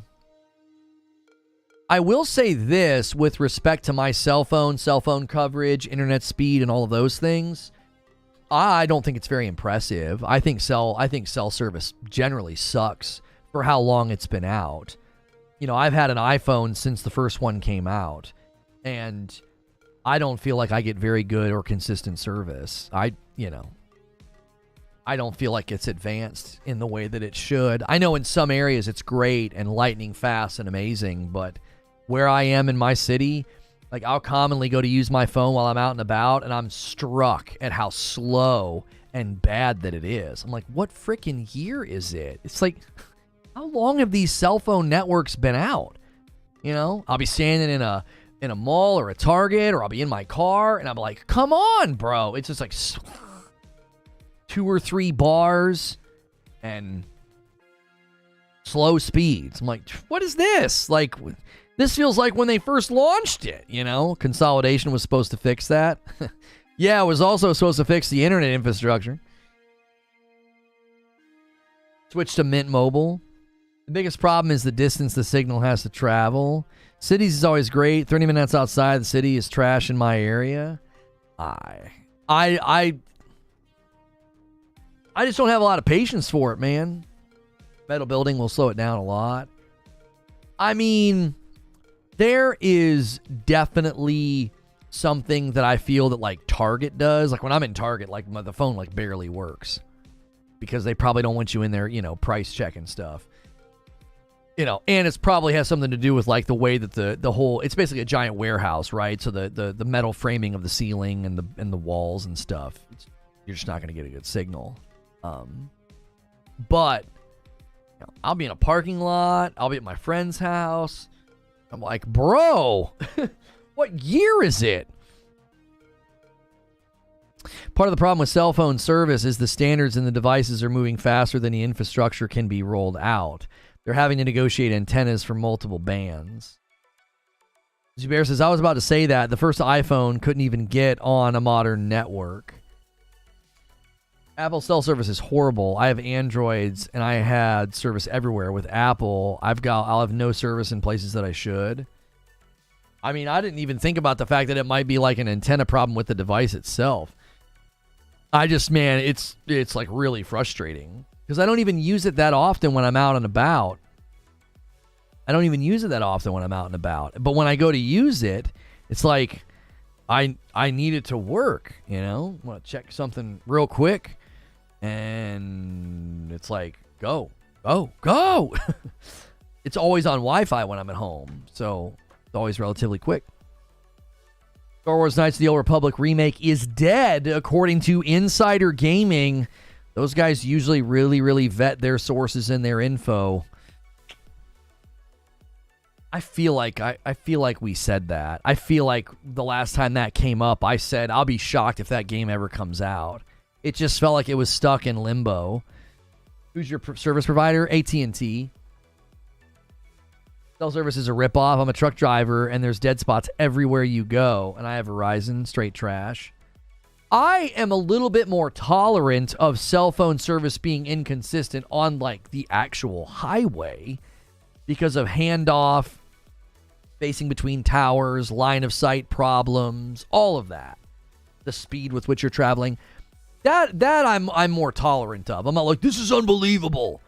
We're going 80 miles an hour through a rocky mountainous area. Why don't I have service? Like, I get that. When I'm in, like, the suburbs, dude, what the heck's going on, bro? Where's my internets? Where's my internets, bro? In Canada, one tower can be built feet from an existing tower, instantly blocking signal and taking the customers for themselves.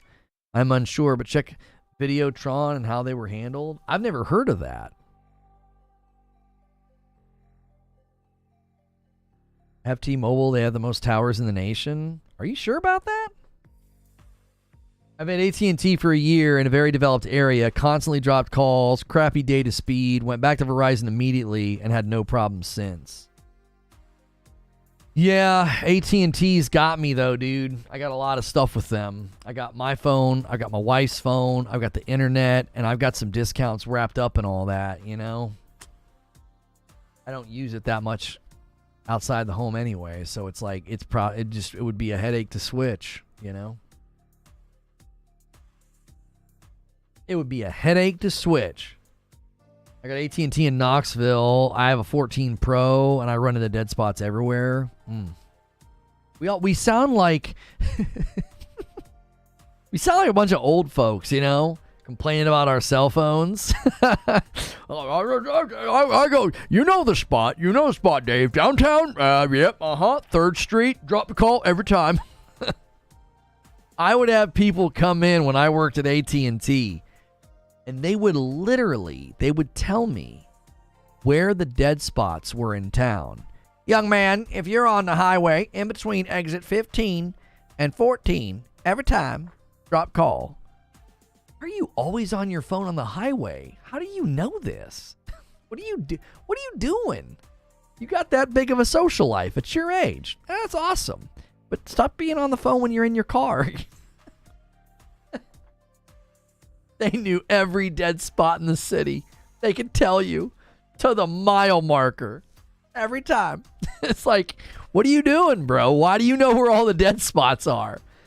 Some of the time, I literally felt like they were just calling to test it. Like, they were just, like, calling, like, the freaking, the weather number. You know how you could call the phone number to hear the weather? I was like, you're just doing this because you got nothing else to do, man. Retirement's not been too good to you. So you're just constantly testing out our network, and then you come in here and report it to me. Like, brother, I can't do anything about it. I'm just sitting here working a retail job. I don't know what in the heck you want me to do. You need to cover these horrific, terrible Xbox numbers. They aren't going to step away. The market's forcing them out. What are you talking about? You talking about the hardware numbers? You think they're surprised by that? They're selling drugs. Yeah, old man just slinging 8 balls out here,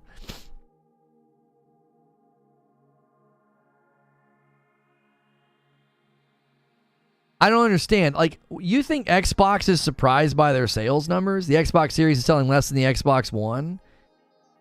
And that was a disaster? Homie, they manufactured their current sales numbers. They constrained the distribution and the manufacturing of the consoles for cloud. They're not surprised by any of this. They're not like, oh man, I can't believe the hardware's not doing that good. It's not a priority. Like, I'm not dismissing it as news. I think it's pertinent to a lot of the predictions that some of us have made that they're gonna get out of hardware, bro. They're gonna look more like a third-party publisher in the next 10 years. No, they're not. No, they have another console planned. Really? What is it gonna be? That hybrid cloud device they were talking about? A controller? That's not a console, dude.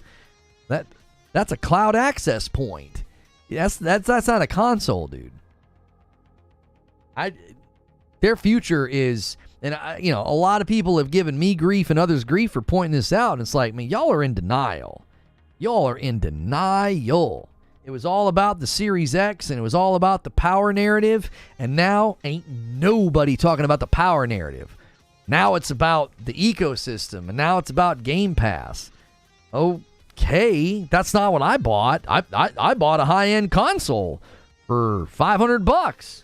I don't know what you did, but that's what I did. I bought a $500 next-gen console, and that thing is not a priority. The power narrative is gone, and the new narrative is ecosystem. They're not even using the ecosystem. They're talking community language. We covered that recently, that Phil Spencer interview. It's like, in his mind,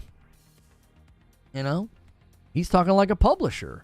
They already are a publisher. Oh, I know that. I'm talking like their primary role is going to be publishing and selling games. That's where the money is. There's no money in hardware when you're in their position in the market. That's not even criticism. That's just basic economics. They're like, look, there's no money in hardware for us. You know where the money is? Selling games. That's where the money is.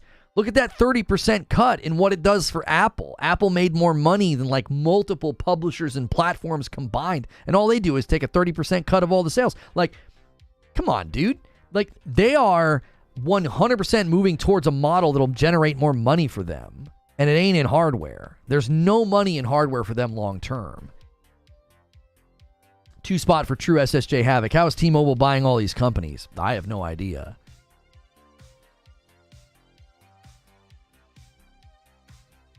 PlayStation is on their way to beating Xbox at True Play Anywhere. That's bonkers to me.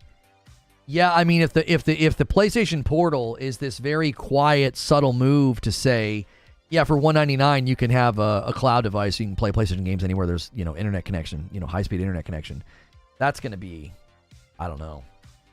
I don't think Microsoft takes that lying down. I think they really are going to want to prioritize cloud gaming and the ecosystem being more accessible and capacity being higher and quality of the cloud gaming experience to be higher. I don't think they're going to take that down. They're not going to take that lying down, but I don't know. As the person who has issues with FPS rate, no, I'm not sure what you're pushing back on. Even in my PS Portal first impressions, and even today, I've said there are stutters. It can get stuttery. I notice the stutters. I don't think it's anything that I wouldn't say on any remote play or cloud device. You're going to get stutters. You're going to get frame hitches because of what you're doing. The nature of the technology is that it won't be 100% consistent all the time. I even told people I might notice the stutters more than you. I'm more in tune to seeing micro stutters, micro frame stutters, because I'm constantly checking my input devices and my capture cards to make sure I'm getting a good capture. Countries like Korea will be insane with things like Portal when they have 5G even in the subways. Talk about play anywhere. Right, like you go into environments and cultures and ecosystems, and you go into economies where they'll buy a device like this for $200 and they'll just be able to play anywhere they go in the city. I mean, that's gonna be I was like, man, I'm telling you, cloud gaming is gonna be endemic to our experience in the future. I was thinking it's like 10 years out. It might be about half that. I don't know. I just think infrastructure is the biggest bottleneck. The infrastructure in America just sucks. It's not good enough. We don't have this nice citywide Wi-Fi. We don't have a fiber network like we were supposed to get. It's just bad. Somebody's going to buy a device like that, and then they're going to be like, oh, it's terrible. And it's like, well, yeah, your internet's terrible. Infinite Xbox Cloud is limited. Your entire library isn't cloud streamable. Yeah, you have to understand what's going to happen is if the PlayStation Portal becomes a cloud device and I can cloud stream any game that I own, that's a giant leapfrog. That's a huge leapfrog. That's like, oh, wow, that's the thing that people have been asking for a while is don't just give me a list of games I can cloud stream. Let me stream my games. Let me cloud stream my games. That's what they're looking to do with this device. Now, something that almost never gets talked about is every single video game has an end user license agreement, sometimes abbreviated EULA. Troll, I'm not going to say it a bunch, okay? I promise. But every game has a EULA. And a lot of the language of the legalese doesn't allow for cloud streaming. This is one of the reasons that like the NVIDIA stuff in beta had way more games, and then when they fully launched, a lot of the games disappeared because they ran into a license agreement problem. And PlayStation could be getting around that by the fact that you would essentially be playing on an emulated PS5. You would be playing your games that you own on your own PlayStation 5. Maybe there's a loophole around that where they're like, we emulate your PS5. So I don't know. Maybe there's a way around that end user license agreement snag. I've been told by people in the know that that is one of the reasons that PlayStation is taking this route, because cloud gaming is not as simple as being like, yep, you can cloud stream. You're running into license agreement snags that are like, no, you can't cloud stream this game. The person that's bought this game, they bought this game and can play it on this device where they bought it. They can't cloud stream it. So they're going to have to go update all the license agreements or find a way around them. That is a factor at play here that a lot of people don't talk about. Because, number one, it's not front and center in front of anybody's... nobody's really talking about it. It's not on anybody's radar. But that's one of the reasons that cloud gaming is currently limited when you get it. You're like, oh, great, I have it. And they're like, yeah, you can do these games. Well, you can do those games because their license agreements allow it. And if companies have to start updating their license agreements to allow it, you want to know what's going to happen? They're going to want to cut. They're going to want to cut. Hey, if you're going to let people cloud stream this game, we want to cut of that cloud revenue. People are paying for these cloud services and these cloud gaming experiences. We want to cut of that revenue if you're going to let people cloud stream our game. Do you think now that the Activision Blizzard deal starts to make a little bit more sense? Because what do you think they're going to do to all those license agreements? What do you think they're going to do? They're going to say, well, this is all our property now, so this can all be streamed through Xbox Cloud, xCloud. They'll update it all. The real question is, can they get around any of those agreements that they've built with people? Right? They've built these cloud contracts with all these other companies. If they can control the cloud streaming per title, per license agreement, is that like a loophole they're going to be able to utilize to limit where those games are streamable?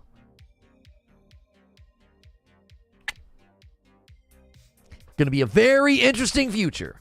Going to be a very interesting future. Because I think cloud gaming will become more endemic to our experience and what we do as gamers. But we know that license agreement, dude, that is a huge, huge aspect of how gaming has changed. People are always like, you don't own your games anymore. You got to go physical. You don't own your games. I own a license to play the game. It's, they can revoke the license at any time, but I do own something. It's not just out there in the ether. And that, yes, if it's an online game, I could lose access to it if the servers go away. In 20 years, you're not going to be able to play like Destiny 1 and see your character and your loot. It'll be gone. It's a game that lives on a server somewhere. And those servers will eventually get shut off, repurposed, whatever.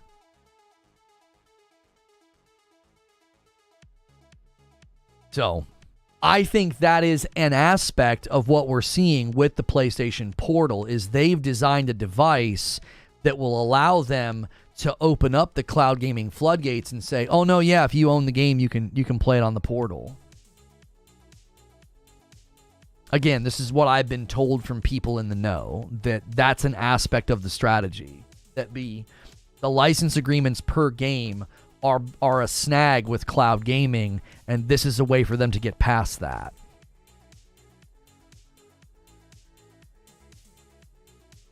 We'll see. We'll see what the timeline is. I think it's sometime next year. I think middle of next year or second half of next year, they roll out cloud for it. Guys, do me a favor. We're over an hour and a half into this broadcast. Can I get 300 likes? Take the second to smash the like button. We've had a killer day on the member goal. I already owe you guys 5 members. There is a members stream tonight with my wife, so you can hang out with us before we take our trip and before we leave. I'm going to be playing Gollum tonight. You guys unlocked that. Every time I complain, I have to gift a member. We're going to keep a tally, and I'll gift all those members when I come back from my trip, because you can't gift members in a member stream. Like, it doesn't let you. So, we'll be playing Gollum tonight. So, get your memberships up to date. Maybe keep hanging out. You might get a big gifted member. Sometimes we go a little bit crazy on Fridays. We've already gone on a little bit of a member train. You might get one. You're not going to want to miss that stream. Make sure you're subscribed to the channel. Make sure you're hitting like or chatting. That increases the likelihood of you getting a gifted member, because you may get a bunch if I have a really bad time with Gollum tonight. That's going to be fun, I think. What do I rate the Portal? Solid 8.5. Yeah, solid 8.5. I'd roll it up to a 9 if it had that web browser pop out. I have to chop it down. I have had, my experience with it so far has been a 9 out of 10. I have like no gripes. Now I'm going to take it to Ohio, and I'm going to do a distance test the next week. I'll be at my brother's house. I'll hop on his Wi-Fi, and I'll see how it feels at a distance. I have a feeling it's not going to be a good experience, because I just think there's going to be too much latency in between, like, the distance and the routing from where he is in northeastern Ohio all the way down to here. So I happen to think it's not going to be that great. That's not the primary reason I got it. That's not a primary use. But, people using it in airports and stuff, that, you're going to want the speeds to be good. You're going to want the latency to be good. Ohio Internet. He actually has really good internet where he lives. He lives in one of those newer divisions where all the houses are newly built, so the network there is really good. But I will say, I'm giving it an 8.5, because maybe even an 8. I might even lower it to an 8, because the versatility of the device is significantly affected by the fact that, like, you can't get on a public Wi-Fi that requires you to agree to the terms and conditions. I think that's an oversight that needs to be addressed fairly quickly. Like, somebody's going to pull that thing out in an airport and be like, what's the problem? I can't get on the Wi-Fi. You need that literal single page pop-up. I agree. That's all you need.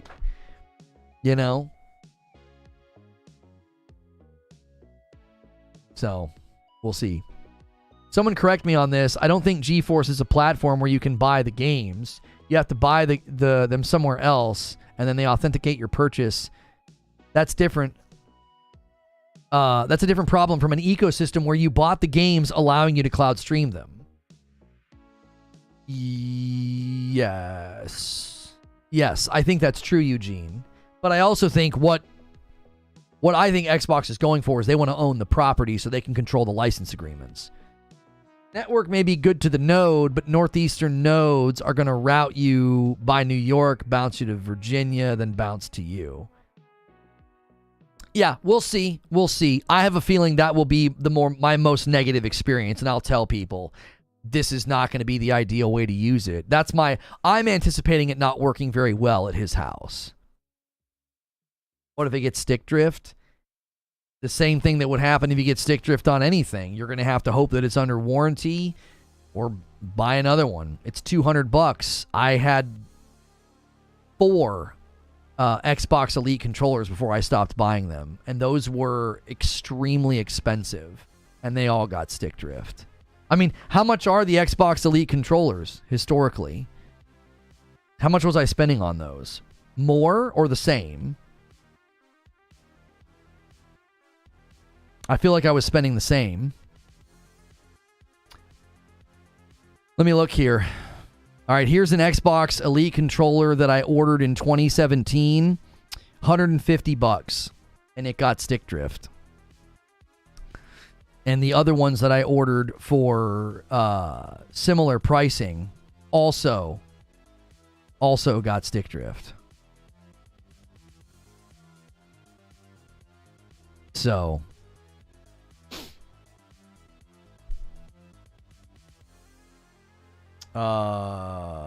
here's a carbon black. No. I thought I ordered more than one Elite. Maybe I didn't order them from Amazon.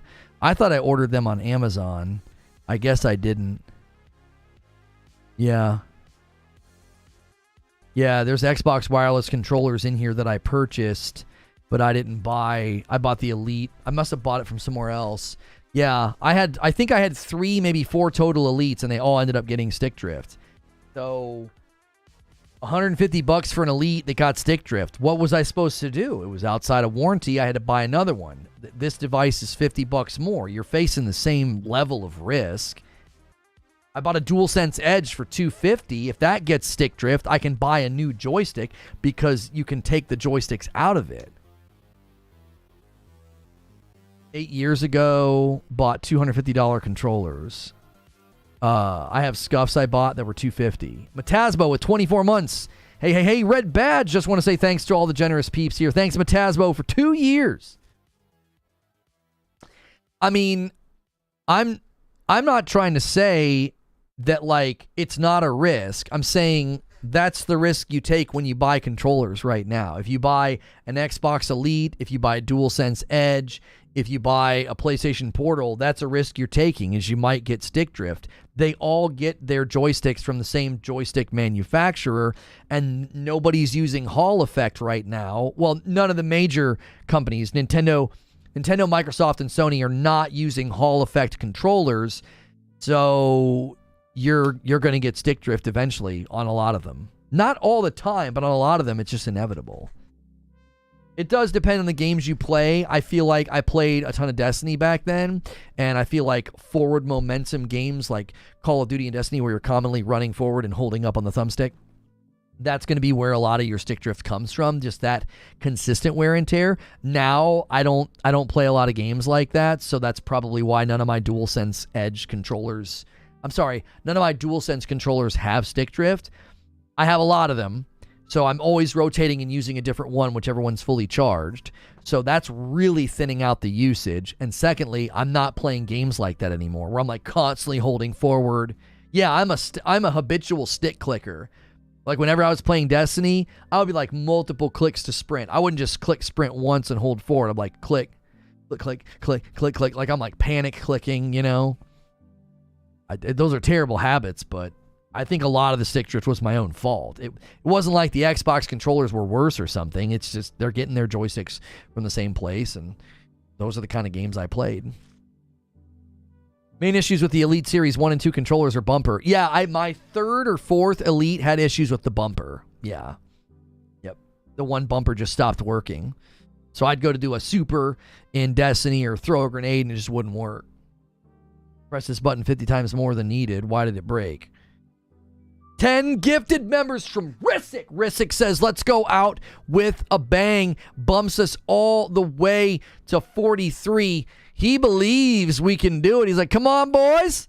We can hit this steak milestone. Make me ruin a steak. If you guys can get, you guys are at like 3,200 members, I think, right now. You need about 300 members. And don't forget, my members count. So I actually help you guys hit those milestones. So currently, I almost owe you 10. I owe you 5. If we hit 50, I owe you 10. Lono breaks through the 100,000 button click test in 18 days. Right. Yeah, I've never tried to give people the impression that like the Xbox controllers are more prone. A lot of it is that's how I played back then. That's what I played. Rissick says, it's my birthday. What a good day to spend it. Rissick, currently Hilly holds the record for most memberships for his birthday. He got more members on his birthday than I got for my own birthday. So we'll see if maybe you can't break Hilly's record. I don't know. What was the record, Hilberg? I don't even remember how many members we got that day. It was so trollish. He was like, he got more members for his birthday than I got for my own. I don't even remember what the record was. It was 500 something, wasn't it, Hilly? It was insane. And then my birthday was like half that. It was like half that, dude. Wait, hang on. I was like literally checking to make sure. Okay, cool.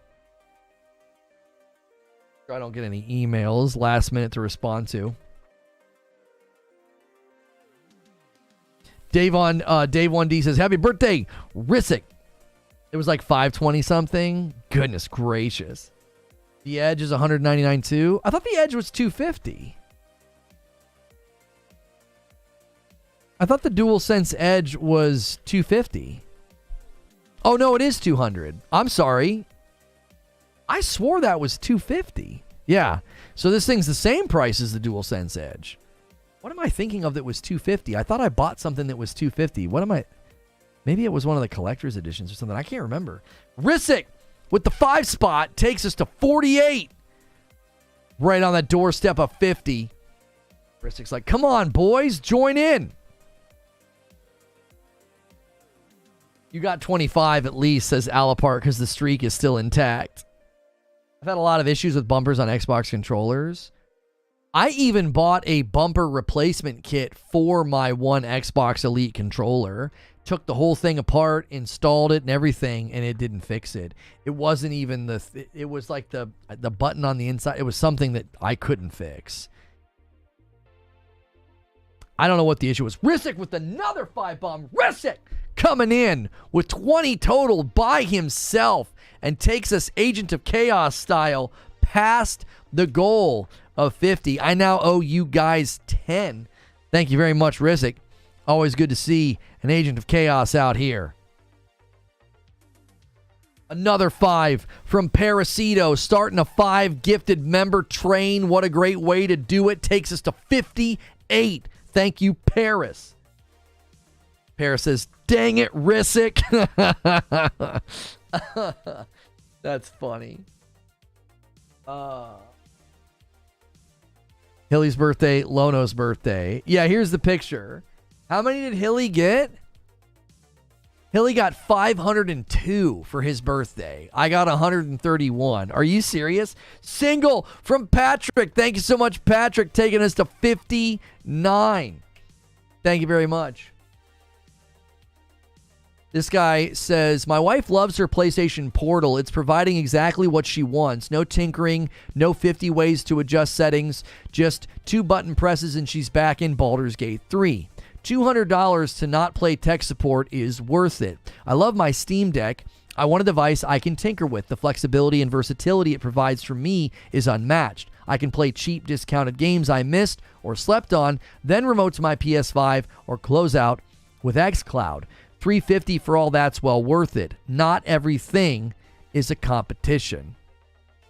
I think that's so well stated. Patrick says, an easy 10 for 69, boys. That's one way to do it. That's one way to do it, Patrick. He's like, come on, guys, 10 bomb that to 69. Oh, my gosh. I think that's a really fair tweet. He's like, the Portal's not for me. He's like, I like my Steam Deck. He's like, but my wife loves this thing. You know? I got news for you. If we didn't have a second television, back when my wife was playing Hogwarts, Dude, she'd be all over that PlayStation Portal to play Hogwarts. Guaranteed. Guaranteed. Have you heard of the ROG Ally? Yes, I have. If you guys want some really good ROG Ally videos, check out Doc Dark's videos on it. A 5-spot from Zach. He says, I'll get us halfway there. Thank you so much, Zach. He takes us to 64. Thank you very much. Paris with another 5 and takes us to 69. Nice. That crown goes to you, Paris. I don't know if that'll ever not be funny, dude. You know what I mean? A bunch of old men from this generation are going to be like on their deathbed, and the nurse is going to come in and be like, blood pressure 69 over 90, and the old man's going to be like, nice. You know what I'm saying? She's like, what was that? He's speaking again. That's all you say. They're at your funeral. They're doing the eulogy. Ever the optimist, such a positive spirit. His last word was nice. And he was such a nice man. Like, nobody knows. Nobody gets the reference by then. That's funny. We should go to Mario, though. We should go to Mario. You guys need 6 more to 75. I'll give you a few minutes here. Let me get my controller. Give me 1 second.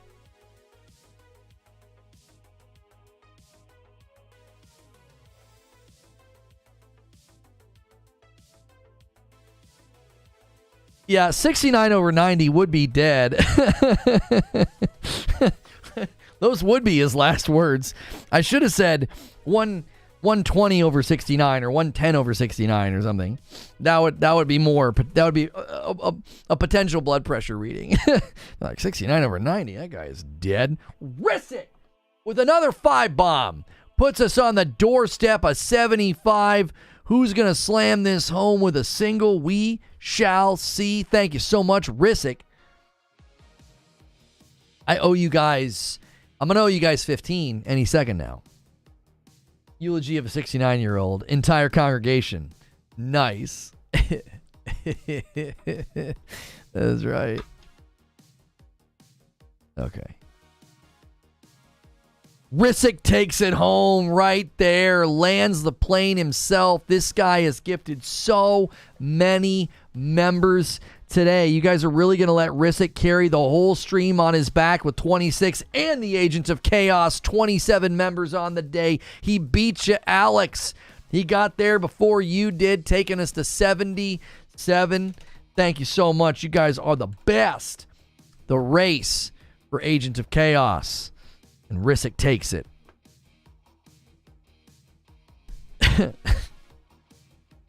Stop, Critopsy. That's terrible. That's a terrible joke. But it's funny. Yo, True SSJ Havoc paying it forward the other day. Was hoping to get it gifted, but it's now back in the member pool and gifting to somebody else. Thank you for doing that, True SSJ Havoc. Have a happy Thanksgiving. You too, Thrifty. Have a good one. Our little spot's blocked now. Anytime. I'm going to be Mario like.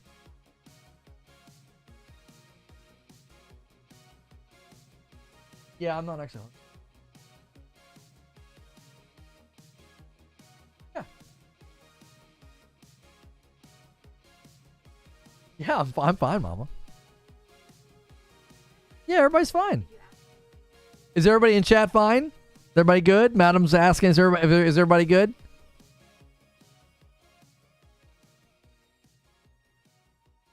Actually, I should send you guys to the Assassin's Creed Nexus VR first impressions video that I made, and then we'll go to Mario. So let me schedule Mario first.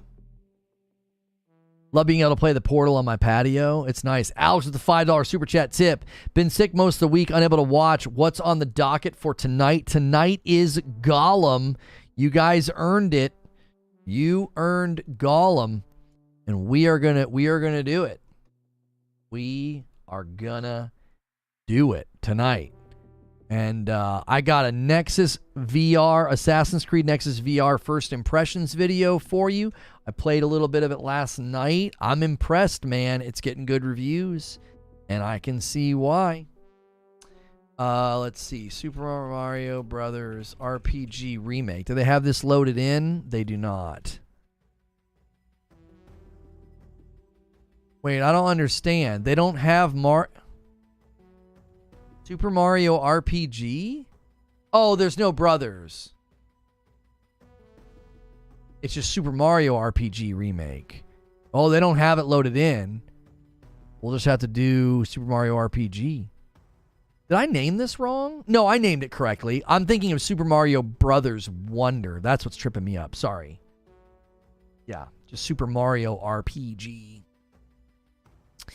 My mistake in the naming there. Okay. We're getting this scheduled. We'll go to the Nexus first impressions in the next 15 minutes. So you guys have 15 minutes if you want to try to hit 100 members or more on the day. You guys have gone crazy before. We'll see where it ends up. And then we'll set the Mario stream for 1:30. We'll bounce to that and we'll bounce back. We're going to do a couple of things today. We've not done this before, but we had some content we wanted to get out before I left town. And we're going to run it all today. A Super Smash Brothers community night? Oh, no. I don't like those games at all. I feel sorry for you playing Gollum. Well, I agreed to it. I said, listen, if you guys hit this member count, I'll play it. Also, every single time I complain, I have to gift a member. So we'll keep a tally tonight. We'll keep a tally of that.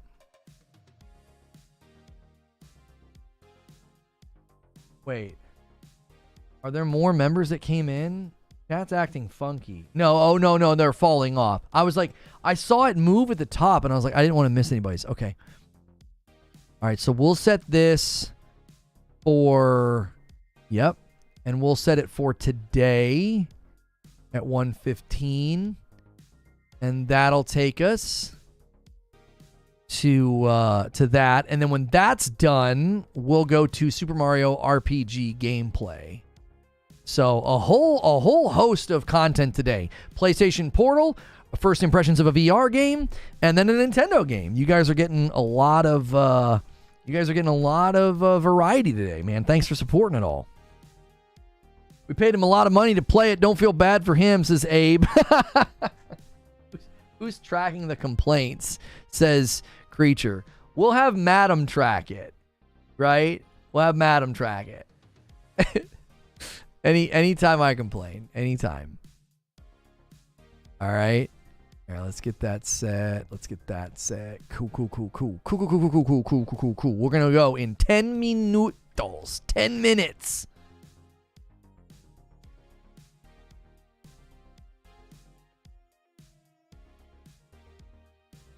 I wasn't aware of this. Yeah, man, we set up a whole thing. We set up a whole goal. We had like a little pop out. Where is it? Yeah, there's the pop out. You guys crushed it. You guys absolutely crushed it. And let me give you a current member count. With my 15, all right, with my 15, we are at 3,100. So we dipped a little bit. Every 30 days, you're going to lose whatever was gifted 30 days ago. So it's always a little up and down. So yeah, we're at 3,100.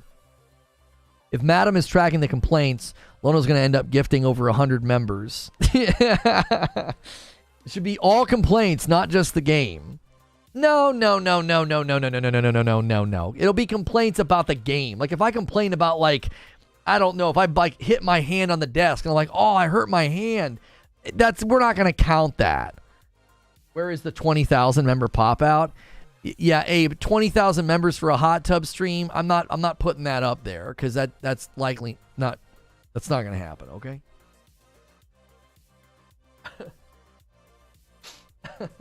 Jack crushed it like a watermelon in their thighs. Now I don't know if I've ever heard anybody use that phrase before, but There you go. Somebody just did. I want to play it on the Xbox One. That's a complaint. Add one to the counter. Yeah, like I bumped my foot or my hand. I'm like, oh, ow, I hurt my hand. Oh, that's a complaint. That's so how you guys are, though. You know what I mean? You guys are so that way. You'll be so trollish about it. Like, I'll say like the slightest thing.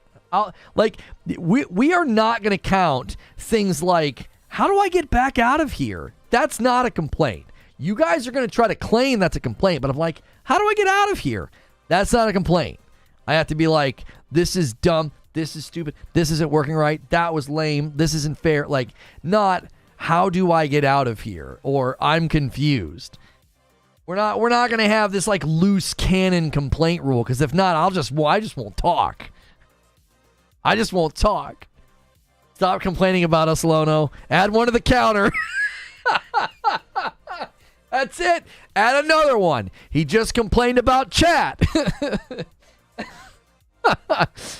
Wait a minute. Oh, wait until and work and lurk are different emotes. I was like, why do we have two of the same emote? Once you start the game, all complaints are final and added. You sound like a lawyer. This feels like pre-complaining, to be honest. Already at 5. Haven't even played the game yet.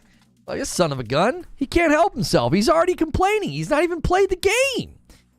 Oh, my gosh. Could we get 17 more likes on the video? I'm going to quickly run upstairs and use the restroom before we get into this game. I don't want to do it like once I'm in the game. So give me a brief moment. I'll be right back. I'm going to send you to, if you guys are curious, if you're curious about the Assassin's Creed Nexus VR game, I'm going to send you to that. And then when that video's over, it's going to send you to my Super Mario RPG gameplay stream. I'll be waiting for you guys. I'll spam a link in the premiere. I'll also gift the 15 members that I owe you. We are 22 members away from 100. If you guys can get this to 100, I'll gift a 20 bomb in the premiere. So I'm going to step away briefly. Don't do it while I'm gone, though. Perfect Image with 4 months. Hey, bro, I believe the Sony Portal make exclusive games for that console. Sony may not have the direction, but going to win. What are your thoughts on this? There's no way to make exclusive games for the Portal because it's not a native device. It's a remote play device. It literally has to remote into a PlayStation 5 to play games. So that I don't see that ever happening. That doesn't seem within the realm of possibility. So I'll be right back.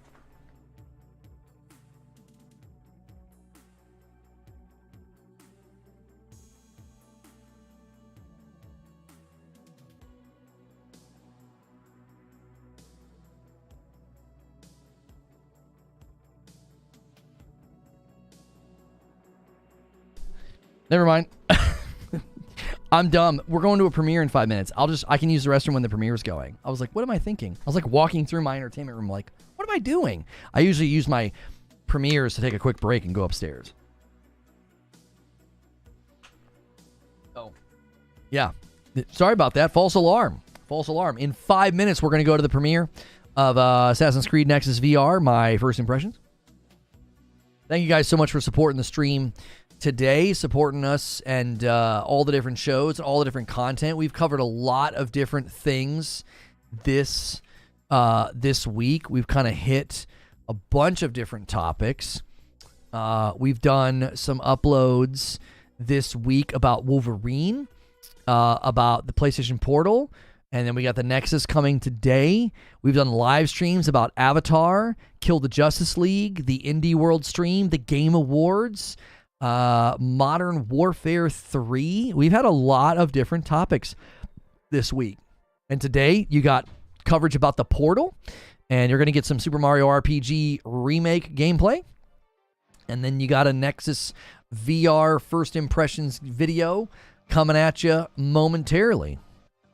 We're doing this VIP stuff today. Yeah, I assume we would. At the very least, we might, because we were going to try and record some stuff, were we not? I didn't get all those games ready that you wanted either. I don't... Shoot, I completely forgot about that. I was trying to do testing with the Portal around the house so that I could talk about it today, you know, with some more hands-on input. Yeah. plays ACVR, jumps off balcony. Hey, a brand new membership from Wrangle Game Break. Thank you so much for doing that. If you guys are a member, you're going to be able to come tonight to the members only stream where I play Gollum. We do VIP on Friday afternoons. That's the only time we do VIP. You can upgrade to VIP if you want. That actually moves the line to 79. You don't have to be a gifted member to count in the member count. So thank you so much for becoming a brand new member on your own. And we appreciate it very, very much. AC Nexus, Assassin's Creed Nexus VR, and then I need this thumbnail. There we go. Okay. That way I have a tweet ready to go.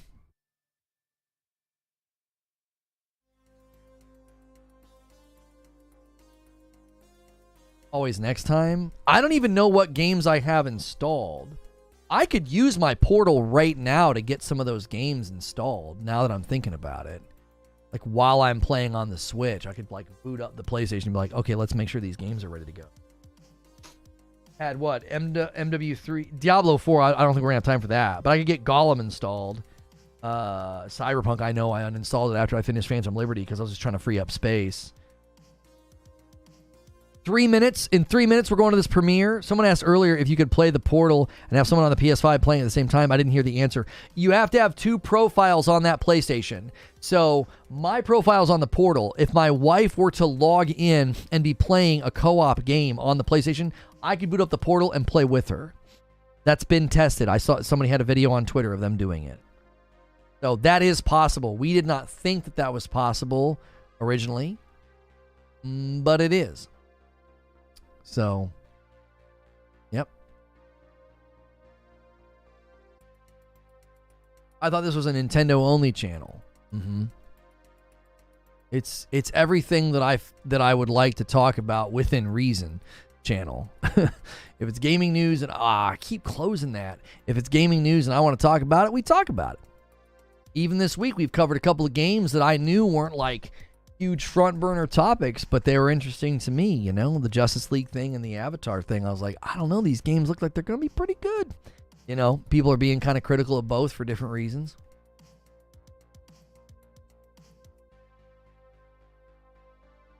Is there a battery life estimate? I've seen people getting anywhere from 4 to 6 hours. I think it depends on the game that you're playing, like how much vibration is happening. Do you have the lights on? What's the brightness on the screen set to? So it's not, doesn't seem to be a hard and fast result there. Can't operate the PS5 independent of the Portal. The Portal controls the PS5. Oh, gotcha. All right, I'm going to spam a link in chat, and then I am going to, I don't have redirect set up. That's a dumb move. Let me set up redirect right now. I'm going to redirect you guys to the video. If it doesn't redirect you, you can use the link in chat. It'll also be the featured video on the channel. All right, so use that link in chat. I'll see you guys over there. I'm going to gift 15 members, and then afterwards we're going to be playing some Super Mario RPG. So come along for the ride. I'll see you over there.